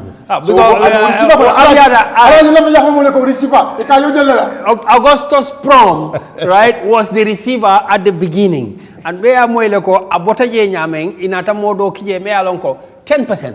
10%. So ni 10%. Ite nyumbung wafi for 10 million, right? Sitting on your desk, you just get 10%. Good. Amoda ko denga alaji. Yes. Aka fof kan ko ko. Akonyi President Barrow masakunda me ya lonko mba fo kante akon na gamtel la do ndi mum fana beje akoyo fananta ibe ferol ke kam pour ko fananta ka wafi companies like Chusel. No, because Gamtel is the grounded to the ground, the gateway. The gateway was the wahala because the gateway was the milk child before Ajibeba. 2 years Jani Yahya Jammeh Kabo Mansakunda, the gateway was bringing into the central bank direct deposits into the central bank from abroad, $50 million. So 9 years now, where is the gateway money? Adama. It cannot be accounted for. So yalo sang afele yoro fana bunye nyokono. Yeah. Katan ko kan afulo men soro do bimbe tembo men kono yembalu bela. Ya be sika ya di terimanyo la sai terimanyo la ko kodolta. Wala tin adama baro na mo billionaires. Sign gateway fund buka for sign. They're just talking about selling Gamtel, but nobody is hearing how much the money we are getting from the gateway. And it's a multi-million dollar. Alaji B. Yeah. Akombe tembo men kono ba fele fewon men ko Gambia tam public properties B ibe fawol me Gambia tam wol different ako property fula ako wole muntu wole nawekti kan na Kurang ko so damento ako ha Gambia tam wol bara ko fanande ako julu jama bo no, there is an underlying, because as at the 2017 Nawekla debt was nothing less than 30 million United States dollars. So me along got Nawek farmer Jono, it had to be leveraged to the central bank. So with the taxpayer, the taxpayer is guaranteeing Nawek over and over again. Ako ni ba fala ko ko fana President Barrow ako bi comme ntolu mile be mbulu fana ko na Gamports ako muntaleti. Gamports muntaleti and GRTS. Yeah, Gampost is basically dead. I mean, how much income does Gampost make in a year? It's just like a mini market. So Alaji, so come nani summary samanande just ka ko do take bonana nyokono. Let's come to Alport. If it comes to Alport, my brother, I am telling you in 2018 or 2019 I was looking ni President Barrow. So basically we are only left with dead assets. Yeah, so we met at Dubai. That Dubai trip was organized by DP World. DP World mo company sembe Baha Dubai. And they are internationally recommended. Yeah, I've heard that name. In other with plans go, Ningambe government sonda puri la poro deal ya manage because DP World will live in Senegal. But geographically, Gambia location is more attractive than any of these countries in West Africa. Yeah, but that's why they want to hug Gambia as their hope. Ilafta Gambia ka wallet. Comme then no will be the port in Tala, even the port in Tala by expand, and the agreement is an agreement me alone. It's a very easy agreement. But Gambia government, President Barrow, President Barrow Bondijan, it will let the pastor Famabela, President Barrow Samba in Dubai. President Barrow had just to sign it, already the signing ceremony bay was put in place. To my surprise, President Barrow, instead of going to the signing room to sign the deal, and it's not coming to sign the deal for it. It's just to sign the deal coming in 3 months or in 6 months time, you are only going to have engagement in DP world better kachakang. Katan dila to left poro ning ay tama nyamen. President Barrow beje information na ko we know don't go during the signing ceremony. I don't know, advice come from somewhere that we did not go with the Solicitor General. Imagine you are traveling with such kind of events. You do not travel with the Solicitor General, so they cancel the sign. Immediately, Gambia government was signing cancel. You know what happened? In 6 months' time, the President of Senegal, Macky Sall, went there and request for an expansion of DP World in Dakar. Jamnyaju. They opened an extension, a dry port in Jamnyaju, and a dry port in where in Ziganso. All this controlled by DP World. Wala tina sign ni ajibe nung, mfamanyo la wato la nung, to let India wato la nung. Mutumo mutol kabona Mali, mutol kabona Sierra Leone and other countries ikana kabagasul ta. Say kadam muntole kadam Senegal ya taji the garden Senegal because asonata wolto ye the bagasul samba na Gambia seaport nimbe fakam. DP World na the kobasonan le manson. But amanda world they will create a lot of charity opportunities. Asada wole ko be silo do almost 1,000 kilometers. Then we kodo ta bolon tol kankoto. We kodo be kala on charity for net. I don't know la masakunda yambalo bela. Sign just recently. I don't know la masakunda na mo lonje mel yalon ko wolle ba ko koma. It was not only Alport Meldamana Rajande. That was a Saudi company. It was also part of this.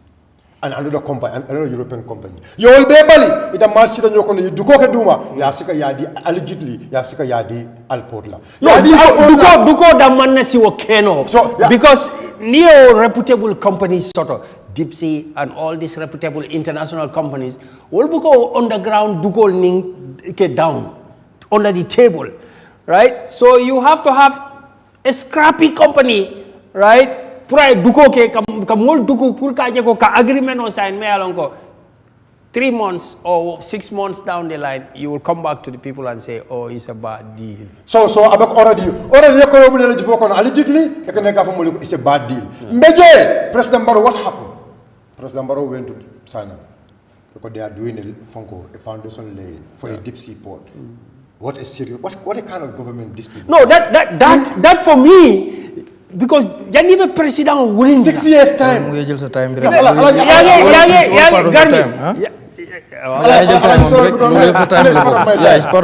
President Barrow na wuli jam. Garmi.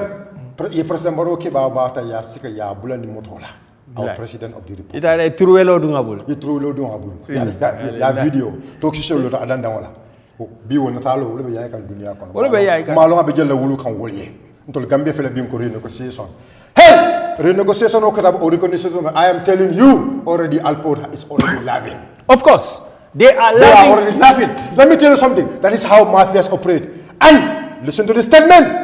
Akatandi ko mantra danke ne ari comme kafko ne bon men san fo batano le fonta tano. No, encashment. Wala nang ko that is such a serious statement because encashment to resign so that we can encash. It means that you have been duped. So before you sign any deal, you have been before you know the amount of money, every project, before you sign any deal, what they should do, side studies, they have to do all their study work, study work, everything. So I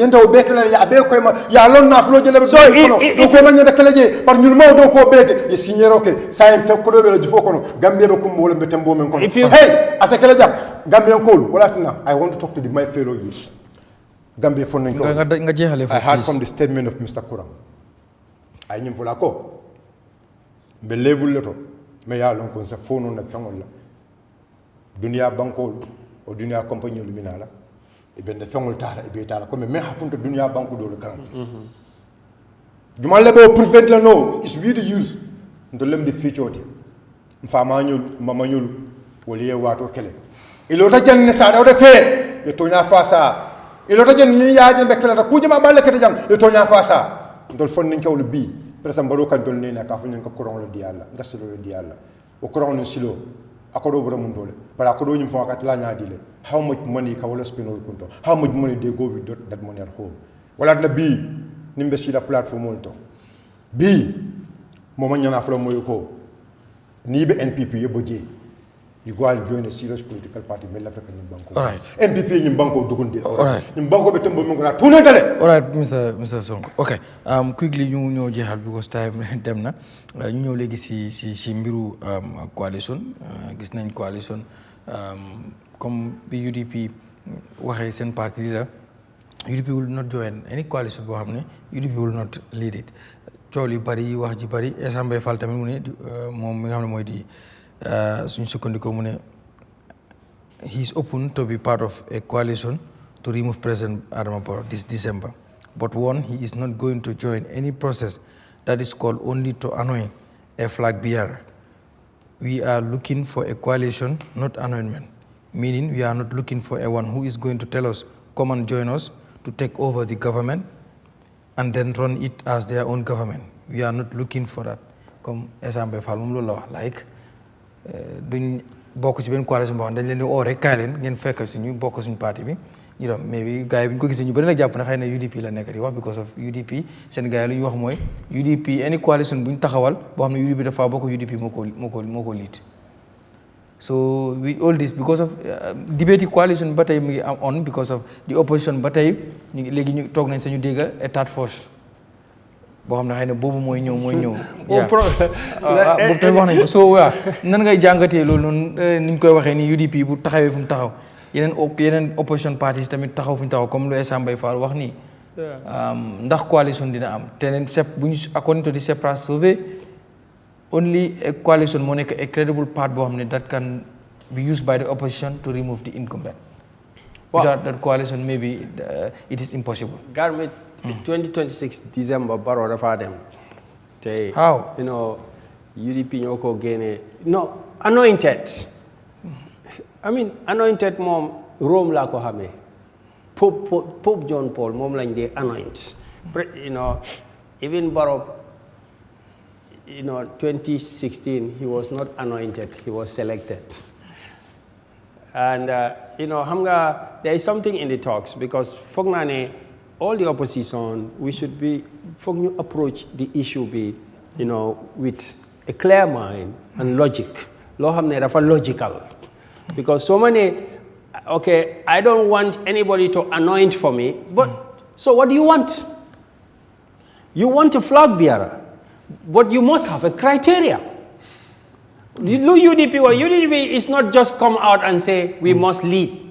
No, the UDP says that whoever leads must be based on numbers, and we have the numbers.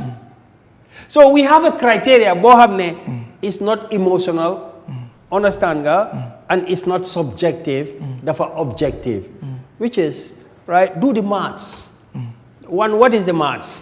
Which one of the maths do you want to take? Do you want to take the maths of the last election? The UDP is the strongest opposition. Do you want to take the maths that is going on? Wanala lu hewon ak lu nekk di hew dañ different. Lolu mo hewon. You know, okay, so you don't want to take lu hewon. Fine. Lu nekk di hew, who is already, right, leading the numbers? Both in your own pools, in your party, and then in the general objective pools, independent pools. I think we look at the independent pools better than any other pools because everybody have their own pools.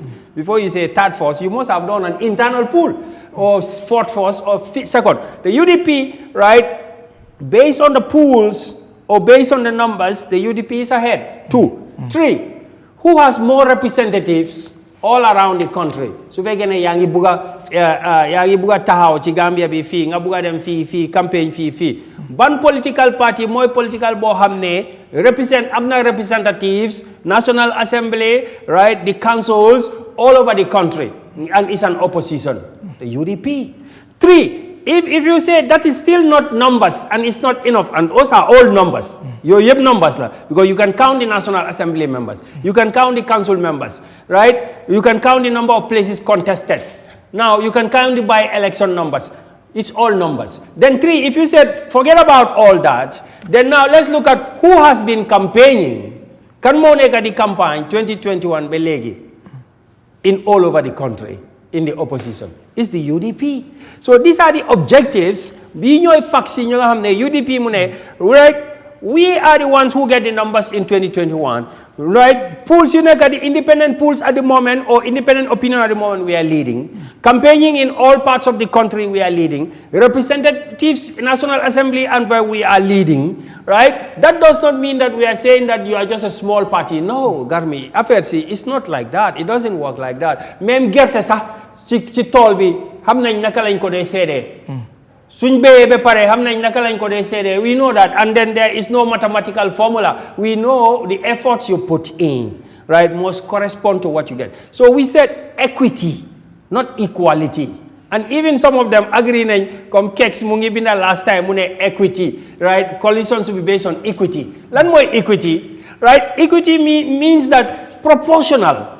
Key, right, political party la bo xamne amna about 50% or 40% of the group, joko 40% of the delegates. Why some people come and say no, legi dañ wara def a primary. Why primary bi sax dañ ko twist. They twist the meaning of the primary because xam nga lan moy primary. Bo ne opposition bi, right, UDP and all the other opposition dañ am 500,000 people wala 400,000 people or 300,000. Nga jël 300,000 bobu nonu ñu ne these are the card carrying members of the opposition. Na ngeen dem ngeen sani karta. Opposition yep ñu dem ñu sani karta nga gis kan moy gagner bobu nonu tam by numbers UDP moy gagner. That's the real primary. Why then we moved? They said during Barrow's time amuton, it was 2 months before the election of Sonko or few months before the election. There was no time. Do muna def 3 months before the election. Do muna def a national primary. Lo muna def moy representative primary. Why ñep xam nañ ne representative primary is not democratic enough. Now you have 1 year or 9 months before the election. You are still talking about parti bu register tay ak parti bu waxuma ne parti bu register tay dafa am problème de no dama la jot. That's a fact. Am na parti yu register tay, am na parti yu register last year, am na yu register 2021. So yoyu nonu am na parti yo xamne Gambia has 1,883 villages or settlements. Am na parti yo xamne si 1,800 villages yi ni 20 villages sa demuñ fa. and then you want them to go for a primary, ñoom ñu am 70 delegates, ku bi ko xam ne mu ngi campaign for in 1,000 villages, kooku tam mu am 70 delegates. Where is the democracy you're talking about? That is not a primary. That loolu du nekk primary. So ñoom du ngeen suggest formula boo xam ne dafa favor the only the no politic am na ngo politician no dolbi wol buka campaign ke ye nek tayo city yena si nga nos nga register sa party nga ñew tok suñ ne coalition wa nga ne man tam political party leader la jox len ma 70 delegates sa do xam fu mu joge dañ la ko arrangeal ñu indil la ko nga ne waaw da nga dem si coalition bi no garmi lolu mu ñew nene wolti omu tuwaw karani la tapale yalti andun tapale ya tuwaw karani la tapale ya tuwaw karani la fanan ka sute ya moy leban ni atara primary be kala anyanta kala oppositional belete andu yalo ne ko already UDP bo winnale na atara ko last election olom UDP ba winnale results men kata UDP le siata na atara ko the existing UDP lam ni ko councillors UDP lam ni ko no so ñim manke kuti me alon ko dangay wax ne party nding small party big party. No, I don't think that is the problem. The problem is effort, investment, time and resources that are applied, the representatives, the facts and the facts is in favor of the UDP. So if you go and say I don't want anointed, somebody who get correct in all the numbers in class, mu am 100%, ngane du jël first position. Ngane first position, suñ ko defé first position, that man is anointed. Hana yow muslo dem school?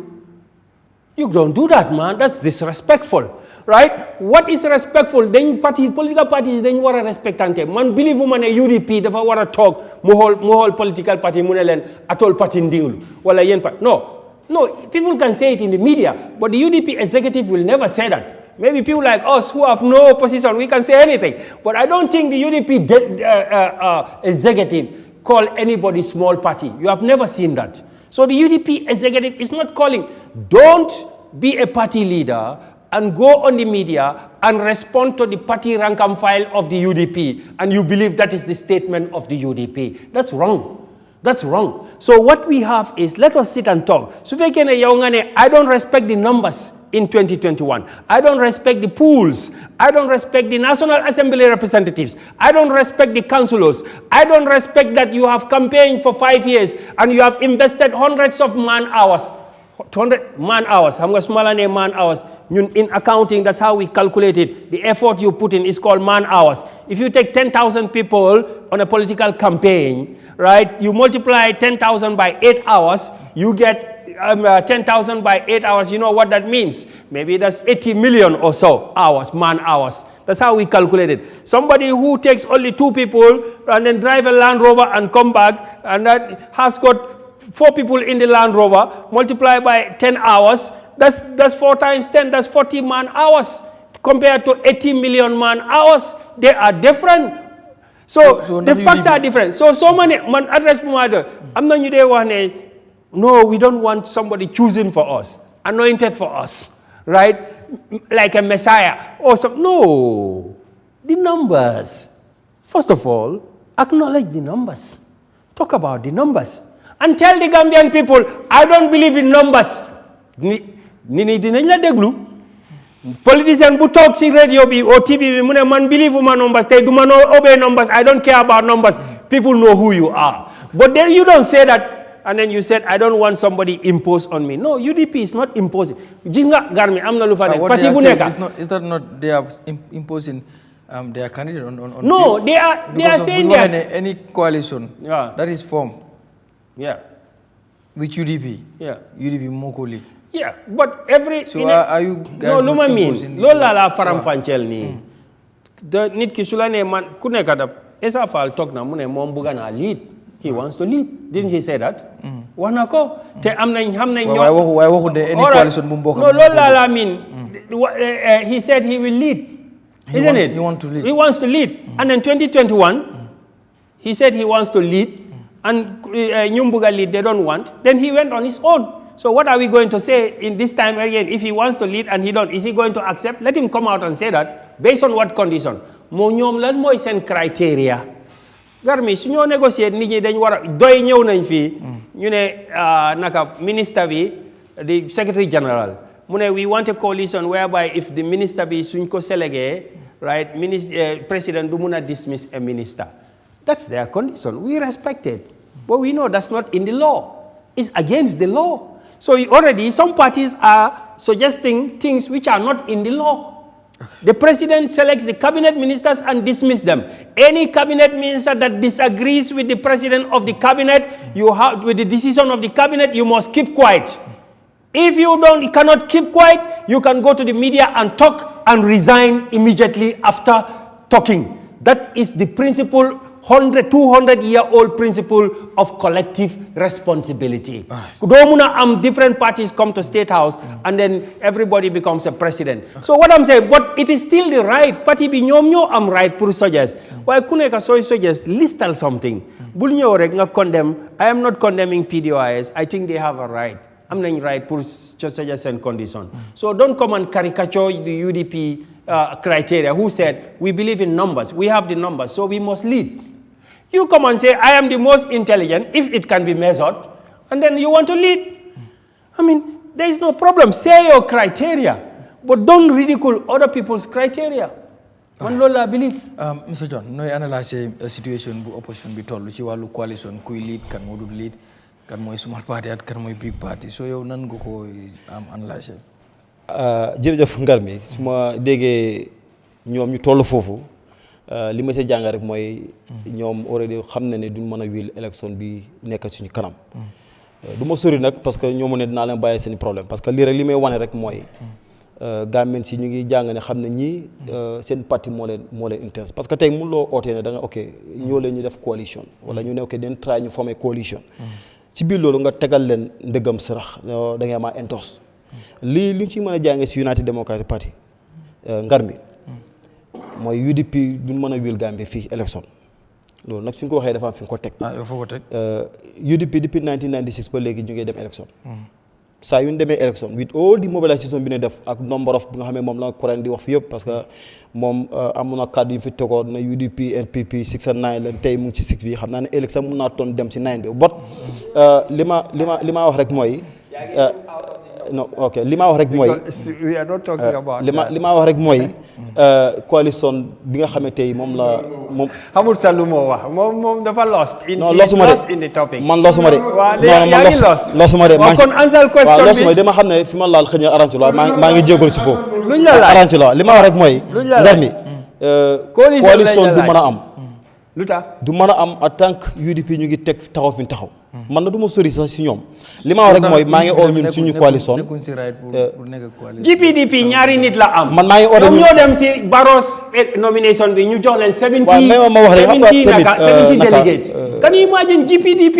Mr. Kurang, with all the respect I have so day wax dama ne dëllu nga bàyyi ma daane rek nga jël. waaw da nga attaque you will get it. waaw du problème non waaye man yow sa wax dama lay may chance nga wax nga man façon loolu la train comme like su nit di wax damay dellu. non but I'm telling you that man rally yu ma organise soo paree rek nga jël moo gën a ëpp man as an individual man kenn suma rally demal internet is bigger than GPDP. soo paree rek nga jël non man am bigger than GPDP. I can mobilize more people in this country than GPDP. soo paree ni ko nga wiil élection bi nga demoon moo tax nga bàyyi ni ko nga wiil élection bi nga demoon xam nga dem nga élection ñàkk so loolu du problème li problème rek mooy ngar mi mooy man du ma sori si ñoom si seen mbiram coalition li ma wax mooy ñun en tant que nekk si nguur gi jiite ki nga xamante mooy His Excellency président Barrow nekk di party leader and the secretary general of National People Party mooy maa ngi all the coalition ñu gën a united together ñu focus li nga xam ne tey foofu la ñu Gambie ci di xaar His Excellency président Barrow taxaw na loo xam ne tey gëm naa ne bu ñu demee élection on the 5th of December 2026 Gambie ci den ko óoluwaat den ko falaat te jàpp naa ne dina dem 65% ndax nag li nga xam ne def na ko si Gambie ci gisuma benn reason waaye Gambie ci duñ ko votal te jàpp naa tamit among all this candidates yi nga xamante ne ñooy xëccoo whatever opposition ti Barrow kenn gënu ko Barrow non du poson pré parce que ni ngeen a waxee nii mooy parce que nu Daabo di waxee gisuma ne dina am benn political party bi ñëw war a ñëw commit political society ci moom on a sàng so moo tax bëgguma sori ci loolu dañu ko lijjanti yéen waaye man li ma wax fi ma war a wax rek mooy ñun suñu coalition ñu gën a organise ñu gën a dëgër ñu gën a focus ci liggéey bi pour waajal li nga xamante ne mooy élection bi muy jëm on the 5th of December ñu wiil élection bi man ci loolu laay taxaw yi problème ak opposition nag ñoom nañ ko régler after Mr Dieng mbiru coalition ba tey waxoon nañ ci dinañ ci waxaat because ba tey opposition bi gisuñ fu ñu taxaw te ñu bari dañ believe ne pour opposition bi win election wala win incumbent bi faaw ñu booloo because of nu suñ electoral system bi mel ba tey ñu ngi ci wàllu kuy liit ak ku dul liit ku amee nomba si ak ku amul ba tey waxi taat forces sax génn na yow noo ko jàngatee ndax consensus dina am ci si yéen. waaw Garmi gis nga coalition duñ ko dee build on arithmetics coalition dañ ko dee build on trust understand and shared national objectives man gëm naa ne bu dee ne comme UDP liñ nekk di wax bu dee ne ñoom they are the largest waaye ñu soxla even coalition nañ taxaw seen taxaw rek ñu bàyyi ñeneen ñi ñu organise seen coalition but da ngaa gis ne su fekkee ne yow ñëw nga ne you are number 3 xaramañu nga man wax nga lu bëri loo xam ne jëmuma interject because dama believe ne dama bugg a Gambie ni ñu déglu la den ñu déglu ñu ñun tamit nga gis ne duñ duñ interjectante but li ma nekk di wax mooy su fekkee ne dëgg Garmi UDP endorsements la ñoo ut instead of coalition partners dama gëm ne it doesn't even need ñuy ut coalition partners if they are the biggest nen contest noonu you get what I'm talking about so ñu bàyyi ñi nga xamante ne ni ñoom gëm nañ ne they are the smaller party ba pare suma broda Mamadi wax na ne amul benn executive member bu taxaw wax ne di small parties buñ fàtte Yankuba boo si Sonko wax na ko fi wax na ne di small parties suñ bëggee ñëw join in his statement suñ bëggee ñëw nañ ñëw ñoom duñ join benn small party at the end of the day ñuy undermine leadership yi Ousainou Darboe loolu is all on the media. No, I said waxuma loolu. so li ma wax mooy Gambie ni dégg nañ li nga wax. benn executive member waxut la ne anointing. No, you can go to the records. You said there is no executive member bu taxaw wax ne small parties. These are not small parties. You can go to the record. I'm not misquoting. They can go to the records. They can. I took the notes. Look. maa ngi jël points yi yéen li ngeen a wax yëpp maa ngi jël points look boy bàyyi ma àggale bul ma interro bàyyi ma àggale they can go and watch man yéen a ngee wax lu any interesting point that I have I take note on my food so li ma nekk di wax mooy li ma nekk di wax mooy coalition partner boo mënut di gis globally Garmi minute ne largest party bi moom moo war a automatically lead loolu du coalition xam nga leadership sometimes dañ ko dee negotiate understand ba pare da nga dee gis ne daf dee important candidate bi mu nekk koo xamante ne dafa mën a unify factions benn ñaareel bi da nga dee gis sometimes sa leadership daf dee rotate da ngaa gis kii moo jiite woon election bi beneen election bi because coalition bi mu ngi nekk lu dox lu taxaw ñu bàyyi keneen ñëw jiite from beneen parti si biir coalition bi so da nga dee gis ne sometimes da nga dee gis the strongest consensus figure leads not the biggest party yaa ngi dégg li ma la wax ne Garmi politics do about size is about electability and unity it's not about size my brother is an exception so da nga dee gis ne let me come let me land so da nga dee gis ne su fekkee ne dégg la UDP su fekkee ne UDP dégg de comme li ma waxoon sànq su fekkee ne ñoom leer na leen ne am neen number bi to win outright why are they calling for coalition or endorsements this is simple reasoning Garmi no even Barrow su fekkee ne ñoom am neen di laaj let me come su fekkee ne no Barrow is on an alliance moom dafa ne alliance la amee so everybody is calling for alliance let me come but yéen seen stratégie bi yow soo ma mee rek Gambians you will learn from my points what I am talking about these are just food for thought because of yéen a wax ne UDP ñoo ne xam nga waxoon naa ko fi last week ma ne su fekkoon ne dëgg United Democratic Party bi ma yaakaar ne kam man they learn from their mistakes fooguma ne duñ use tey similar approach bi ñu use on 2021 I was there you were not yaa ngi woon day time boobu noonu he was there laaj ko ndax gaaf demut endorse Baba Ousainou Darboe bu Baba Ousainou Darboe and the executive waxee ne kuy ñëw da nga leen a endorse they will not sit on the table to negotiate with any political party Marisok dafa dem endorse Gambia Action for All dafa dem endorse ndax uprut neen di incumbent no they don't ndax UDP learn na from that mistakes that's what I'm saying why still continue the narrative that the société sauvée si from 28% to 14% bi fraction bi amee ñi jaar left ñi jaar right UDP dafa gën a décrit So I'm telling you, I know what I'm saying. So da nga gis ne What 28? garmi da nga set demal nga set the other previous surveys yi nga xam ne independent bodies yi fi nekk like Sepras ñoo ko def nga seet ndax UDP is getting more popular or the support is declining. It's declining, my brother. Where is the numbers going? So the numbers are going down, my brother. To where? The numbers are going down. 14%. The number is going to who? The big guy already can be elected. Listen to me, Kinley. The guy already can be elected. Number is going to who? Adama Barrow is losing popularity, same as United Democratic Party. Yes. Léegi nomba si nga fan la nekk di dem soo dégloo rek di nga gis nga balaa nga mbét gémmiñ ñi samba da nga bàyyi nga xam lan la ma wulis waaw fan la nekk di dem dégg nga li ma wax ni so li ma wax mooy maybe last week nekkuloo fi ba dinaa la jox li ma la wax mooy da ngaa dem nga seet the other oppositions demal nga join seen nomba si soo boolee biñ méegee sauvé ñu laajte Gambie ni yëpp c'est pras what did UDP ñaata percentage la am 14%. The ruling party ñaata percent la am garmi the ruling party has how many percent? 32%. Bole ko with 14%, you have how much? You are just quoting numbers. No. Question nga ma laajte. I'm giving you a proper analogy of the results that Sepras released. Sepras bi ñu wëree dëkk bi di laajte nit ñi. Soo ma dégloo rek ak dal di nga xam ni ma la dégloo ak dal pour pare laa tontu. Te pare loo déggal li maa wax te man dama déglu li nga pour daaji li nga wax yëpp mooy UDP bi Sepras sauvé bi xapu ne they have 14%. Gambie ni taxaw laajte ñu ne leen kan ngaa sànnil 14% ñoo ne ñoom UDP la ñoo sànnil bi ñu wëree dëkk bi yëpp laajte ñan ñooy sànnil NPP 32% ñoo ne NPP la ñoo sànnil léegi 32% plus COVID 14%. How much do you have? You have 40 how many percent? You have 46%. léegi parti yi nga xam ne ñoo des yi nga xam ne Yankuba Dabo moo leen ne small parties boole leen combine they are 54%. So 14%. Lolu more wrong. I'm giving you. That is what is wrong. You know, likely UDP. I'm not coming. I'm telling you what people. Where did you get Listen the 14%? To me, my brother. 14% Listen to me. 14% bi mooy Gambian yi ne ñoom UDP mooy win. It's 14%. No. Gambian yi ne Adama Barrow NPP mooy win. It's 32%. No. There was no question. There was no question. No. There was no question. Bro, I have the entire report on my mobile phone. You can do your own research. Likely more fa nekk ak who will win. Binne who will win. 14% ñoo ne UDP. No, they say Barrow. UMC ñu jox nu 2%. Which I agree ne digala because ñu ngi doog a juddu. Ñu ngi raam dox sa mulaguñ ko. Jamono boobu garmi because ñu ngi lañ sun movement bi 5th of October. Ñu ngi commencé sauver bi November. Buñ ma joxee 2%.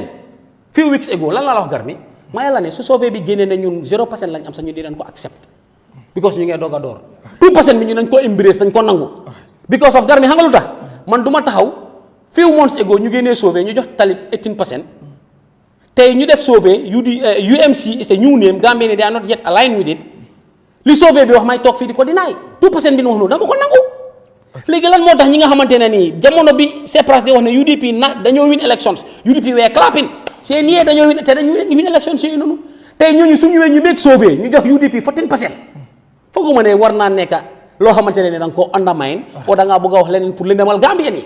di seen sauvé boobu moo jox Adama Barrow NPP 32%. at Covid UDP 14% am ñaata la jox 46%. léegi opposition bi ndaw yi des UMC 2%. doy. that is so 2% mooy third force. non bay ma ñëw 2% mooy third force. nen may ma daaneel garmi you get what I'm talking about so da ngaa gis ne all that opposition yu ndaw yu des noonu moo laa woon ne foofu la opposition bi nekk di third force ban third force mooy coalition bi nga xamante ne ni tey bu nangoto amee seen biir gisuloo si kenn du Essa Faal taxawut fenn ne moom kuy ñëw da nga ko endorse Tali Ahmed Bensouda bu UMC taxawut fenn ne moom ku ko endorse doo leen am coalition GDC Mama Kandeh taxawut fenn ne ndax ko opposition bi ñëw endorse moom mooy jiitu ñoom ñëpp lu ñu wax dañ ne dañoo toog ñu am nangoto ñu waxtaan as matured partners because coalition soo ko taxawal garmi da nga war a am nangutoo tooga parti yi ñu make sure ne 2016 naka la fa demee woon PPP dafa sol biñu tànnee seen colas yi muy ash cola bi UDP ash cola lañ doon sol GPDP ash cola lañ doon sol doy ash cola lañ doon sol ba pare benn emblème lañ tànna indi seen grassroots ñu jàppa si affaire yi waaye tey su fekkee ne UDP dañ bëgg a wax ne ñoom dañ bëgg a nit ñi ñëw endorse leen man dama gëm ne ñu ngi si guddi yoo xam ne du bëccëgagul te gis nga leen la garmi gis nga Gambie bi dafa nekk a multi party country nekkut parti boo xamante ne yow da nga taxaw nga ne you are the largest yow ku war a ñëw rek dafa la war a endorse yéen ngeen ànd pour dem bon ma ngi laa wax leena bu dee ñoom gëm nañ ne ñoom they are the largest why are they looking for coalition why are they looking for coalition Garmi all right Mr. Jeng Sonko you have 8 minutes because unfortunately time bi just mbiri coalition ba tey comme yéen fi ngeen tax ndax UDP comme Kurang mu nga wax ndax UDP tamit nekku di demee wrong approach ci mbiri coalition issue bi comme di wax ne any coalition buñ ko liitu duñ ci bokk wala yooyu noonu ndax UDP tey wartu négocier mu loolu noonu mu nekk wax yoo xam ne dafaa nekk waxi biir néeg du nekk wax boo xam ne dañ ko wax si biti comme ñu toog ci biir waxtaan ba jéem a convince ñeneen ak ñeneen wala nga jàpp ne loolu lañ war a mun a wax ko ci biti so ndax foog nga ne coalition dina maanaam ak nu si bi analyser opposition bi task force bu gars yi di wax noonu ak yooyu noonu ndax loolu ñooñu bu ñu formé seen coalition ñoom neen loolu du tax du leen affect yéen yeah so comme am nga wax bi bari na but like dama bëgg a Gambian si let us be fair to ourselves comme suma waa yi lu mu ne now there are a lot of avenue bi am na fa xam ne ku nekk loo bëgg a am whatever you want to know you can make a research and know it aduna nag whatever we are doing today many of those things happened well before today in fact we must actually understand that so Gambian so xoolee actually coalition worldwide the best coalition and the most successful coalition is party dominant. Wow. Worldwide, that's the most recommended coalition. People have trust in it. More party dominant coalition. Because there are 3 main types of coalition. You have party main dominant coalition, and you also have equal partner coalition, but that one is weak and unstable. That one is weak and unstable. And you also have electoral alliance, only temporal. So if you look at all these coalition models, out of 3, the best one is party-dominant coalition. And there are advantages for party-led coalition. What are some of the advantages of party-led coalition? The format of party-led coalition, one big party bumak, moo dee njiit ñu am benn flag bearer loolu amul fenn that's the best format so sa waay mun na waaw mun nga am yu waaye wall man no that happens everywhere no Istanbul bu loori man dina am I will take example am nga sama waa ji mu ne ñu research we have to do research mu ne majorité bi moo dee war a jiite da ngeen dee war a toog ngeen tànn kuy jiitu. yaa ngi wax léegi Sonko no I just want to help you. in Senegal, Ghana, Nigeria, most of the countries in this world where you have 50+1, what is the idea? Number 1, number 2, and then number 2 makes a coalition. The simple majority. If the incumbent makes coalition, Senegal fii def nañ ko ñaata yoon. When you market Ablaye Wada wants to remove Abdou Diouf or market wants to remove Ablaye Wada, the leading opposition party is followed by the others. It was not it happens every day. It was not. Macky Sall was not running under a party ticket. Macky never run under a party ticket. So Macky was not running under a party ticket. Déglu ko. Kan moo am second? Sénégal 51 moo fa nekk 51%. for win an election fi simple majority moo fi nekk may second so len demee to run up for run up then you gonna have coalition. It's different with the Gambian mentality. That's fine. Sénégal percentages moo fa nekk 51% nga nekk majority nga win. Gambia simple majority yéen ngeen a lépp yéen ngeen a wax. Bëgguma am second term Senegal si nga am coalition. Gambia you have a coalition before elections. You politician. Okay, Mr. You even know what you are saying. Mr. Jeng, I don't want to have maintained. No. Man du ma façon nit boobu. very good. li ma ko nekk di wax mooy. pour Gambia ni ñu xam li ma wax nii. Sénégal second time nga day am coalition. that is okay. Gambia is before. no, this coalition debate will still go on because of paregulen. Opposition bi paregulen, so we will still. ñii dañ desee xam politics. ñii dañ desee xam politics. Gambia is simple majority. Senegal is 51. Your principle is to keep quiet. No, it's not to keep quiet. Okay, that's fine. It's not to keep quiet. It's to make the Gambians know the truth. Mr. Sonko, You are misleading the public. so léegi nag yow sa yi nga war a bàyyi nga ñëw si coalition bi.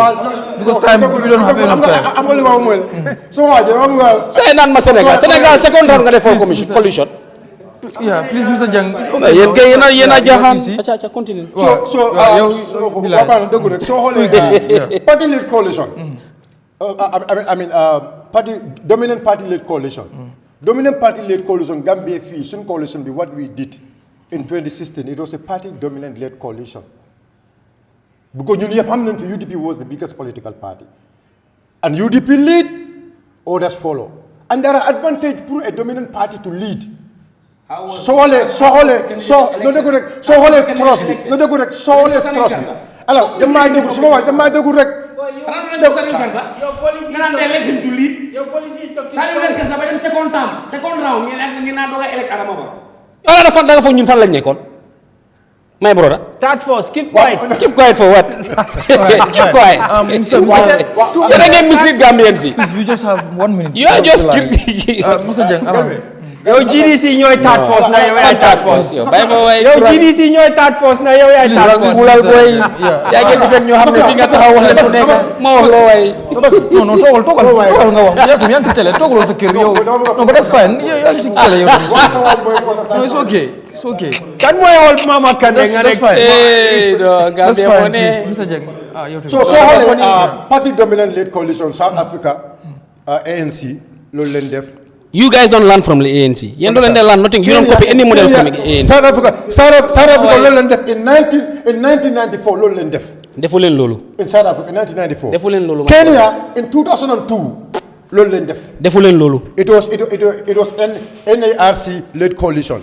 Malaysia in 2018 loolu leen def. defu they elected the coalition leader. They elected them.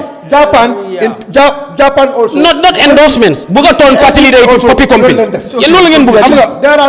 There are reasons behind am nga yow so dama bëgg pour ñu leeral lii. No, what that shows is numbers don't count. Please, numbers don't count. No. But it's not your time. Yéen wax ngeen seen time. Sonko was listening. No, Sonko mu ngi mislead Gambia. Loolu moom la. That's him. Politics is not about numbers. So it's about I'm not what? saying it's about numbers. It's about what? It's about strategic. It's about to be strategic. Please, just quickly. Allow him to learn, please. Yow tamit mën a jàll. 2 minutes. da ngaa wax loo xam ne is genuine ñu bàyyi la nga wax. yow waaye bàyyi ko rek yow tamit. bàyyi naa ko waxal yow tamit gis nga. No, xam na ne daanu na la pare. yéen kay yéen a daanu yéen mi naan Sénégal. coalition am ak Gambia. So xoolee I mean a real political science. In political science they will tell you that's the best way. That's the one of the coalition boo xam ne it stay long. Where you divide ministerial positions, parliamentary positions. That's the best way. And you know, that is the kind of coalition we are doing. Okay. Well, the most recommended way of coalition, that is the way of coalition. People will have trust and commitment. For example, even Sundeme, for example, I am telling you, for example, Sundeme in a primary. You select a small, let's say, party, they don't have numbers. You just send leader, you lead a coalition. There is a high chance that we could even fail. Because the problem is, party bu mag bi supporters yi mun nañ mer. dafa wane ne yow understand law coalition li nga wax ni sax. li nga analogy bi nga joxe dafa wane ne yow understand law coalition. How coalition is built. Framework. You are talking about endorsing an individual. There is no trust. They will not have trust in that leadership. So bëggee trust, you sit and discuss with party leaders. You sit and dialogue with political partners. Pour ngeen mun a may proper coalition. yow li nga wax ne endorsement la bëgg a toon party leaders yi to copy company. That is very bad. This expose you people. loolu authoritarian tendencies la moo indi. yow dictatorship la day indi rek li nga wax ni endorsing an individual. That's what you are talking. Framework bu ma wax ni is very bad. Who is your leader? Democratic. Do you have a leader? Framework. Do you have a leader? Okay. I think Do you have a leader? I have a very young, vibrant leader. Also, you have a leader already. Is that not a monarchy? What monarchy? You haven't got Monarchies are in Dubai. Are in Dubai and Morocco. Monarchies are in Dubai and You haven't Morocco, been my to brother. Congress. Mr. 6 and 9. Have you got Congress? Kulal, my brother. Yo, abu lo fi wax UDP te nga tok fi naan UDP nga defend. Ma way. Mom si bopam Kurang fi la taxaw ne UDP they put personal and individual interest on above national interest. You talk over national interest. Loolu bokku ko. Te nga doon UDP has the best model and Why did you dung dung and dang. Te nga ne dung dung elek ne dang. Okay. E la wax dara lu ma ci. Gambe ne sa duñ leen deglu because you are genuine people. Te ngeen wax Gambe dafa wax elek ne Gambe dafa ñu. Te ngeen ne bu leen toppa Dabo elek ne toppalen Dabo. Men with 1,000 tons. 1,000 tons. Because a lot of people trust you. A lot of people believe in me. In me. People, So we have to be truthful. You don't behave like this. Man li ma wax tiituma si ragaluma ko. So leen waxee loo xam ne correct dama ne ngeen correct. It's okay, Mr. Your framework bi nga use is to endorse an individual. Not a coalition framework, my brother. Do yaa ngi wax rek, don't know. Yaa sa brother Kurang. It's okay now. Fi nga taxaw ne individual and personal interest la UDP de on top of national interest. Tey bu ne moom mooy defend. It's fine, please. It's okay, please. Fi nga taxaw ne Dabo and the UDP faalewuñ Gambia ni. Tey nga ne ñu nga sonal. That's fine. I never It's the UDP. If you say the UDP, bàyyi woo leadership bi. It's a disappointment. So the UDP da nga bàyyi Dabo. Bàyyi ma waay family party. Loolu nga daan def tey bi nga nekkee loolu nga daan wax UDP. You have to listen to me. Yeah, we have to. I will not even No, listen can to more break rule. Now, Mom, allow me to this move. is over now. Please listen to me. Let the boy talk. It's okay now. No worries. Give me Listen chance, to me. please. No, I will not give Man you moom ku wéradi rek ma jox la sa garab. All right, it's okay. Loolu la rek. That's very fine. Gaa yi ko déglu. Thank you so Loolu la much rek. for... Gaa yi ko dégga. Ay gars yi ñu ngi déggal li ma wax parce que you guys are acting as if you should mislead the Gambians. All right, that's fine, Mr. Jeng. It's okay. Thank you so much, Mr. Kurang, for coming. Thank you, Sonko Gambia. Thank you, Mr. Jeng. Do you want last words? Yeah, and Mr. 6 and 9. You don't have to. Stop last that. word. No, don't call him that, please. Okay, it's all right. It's all right. Thank you so much. 2% monarchy. Thank you so much, Adi Jassi. Thank you, Abubakar Manga. Thank you, Buseri Kante. maa ngi gërëm tamit Mamas Design moom ñu ma ñawal yére bu rafet bi semis yi ba leen ko bëggee rek da nga ragal sox nii rek ngeen ko dem mu ngi foofu fi nga xam ne mooy Kololi di ngeen ko am ndomba si di ngeen ko gis si line bi kontaan nañ trop ci show bi nii la Sunu Réew nii la it's always hot sometimes tamit ñi la di jawaay ñoom ñëpp they are one after I wish ngeen xam what is happening behind the scene jaa ngeen jëf ba suba jàmm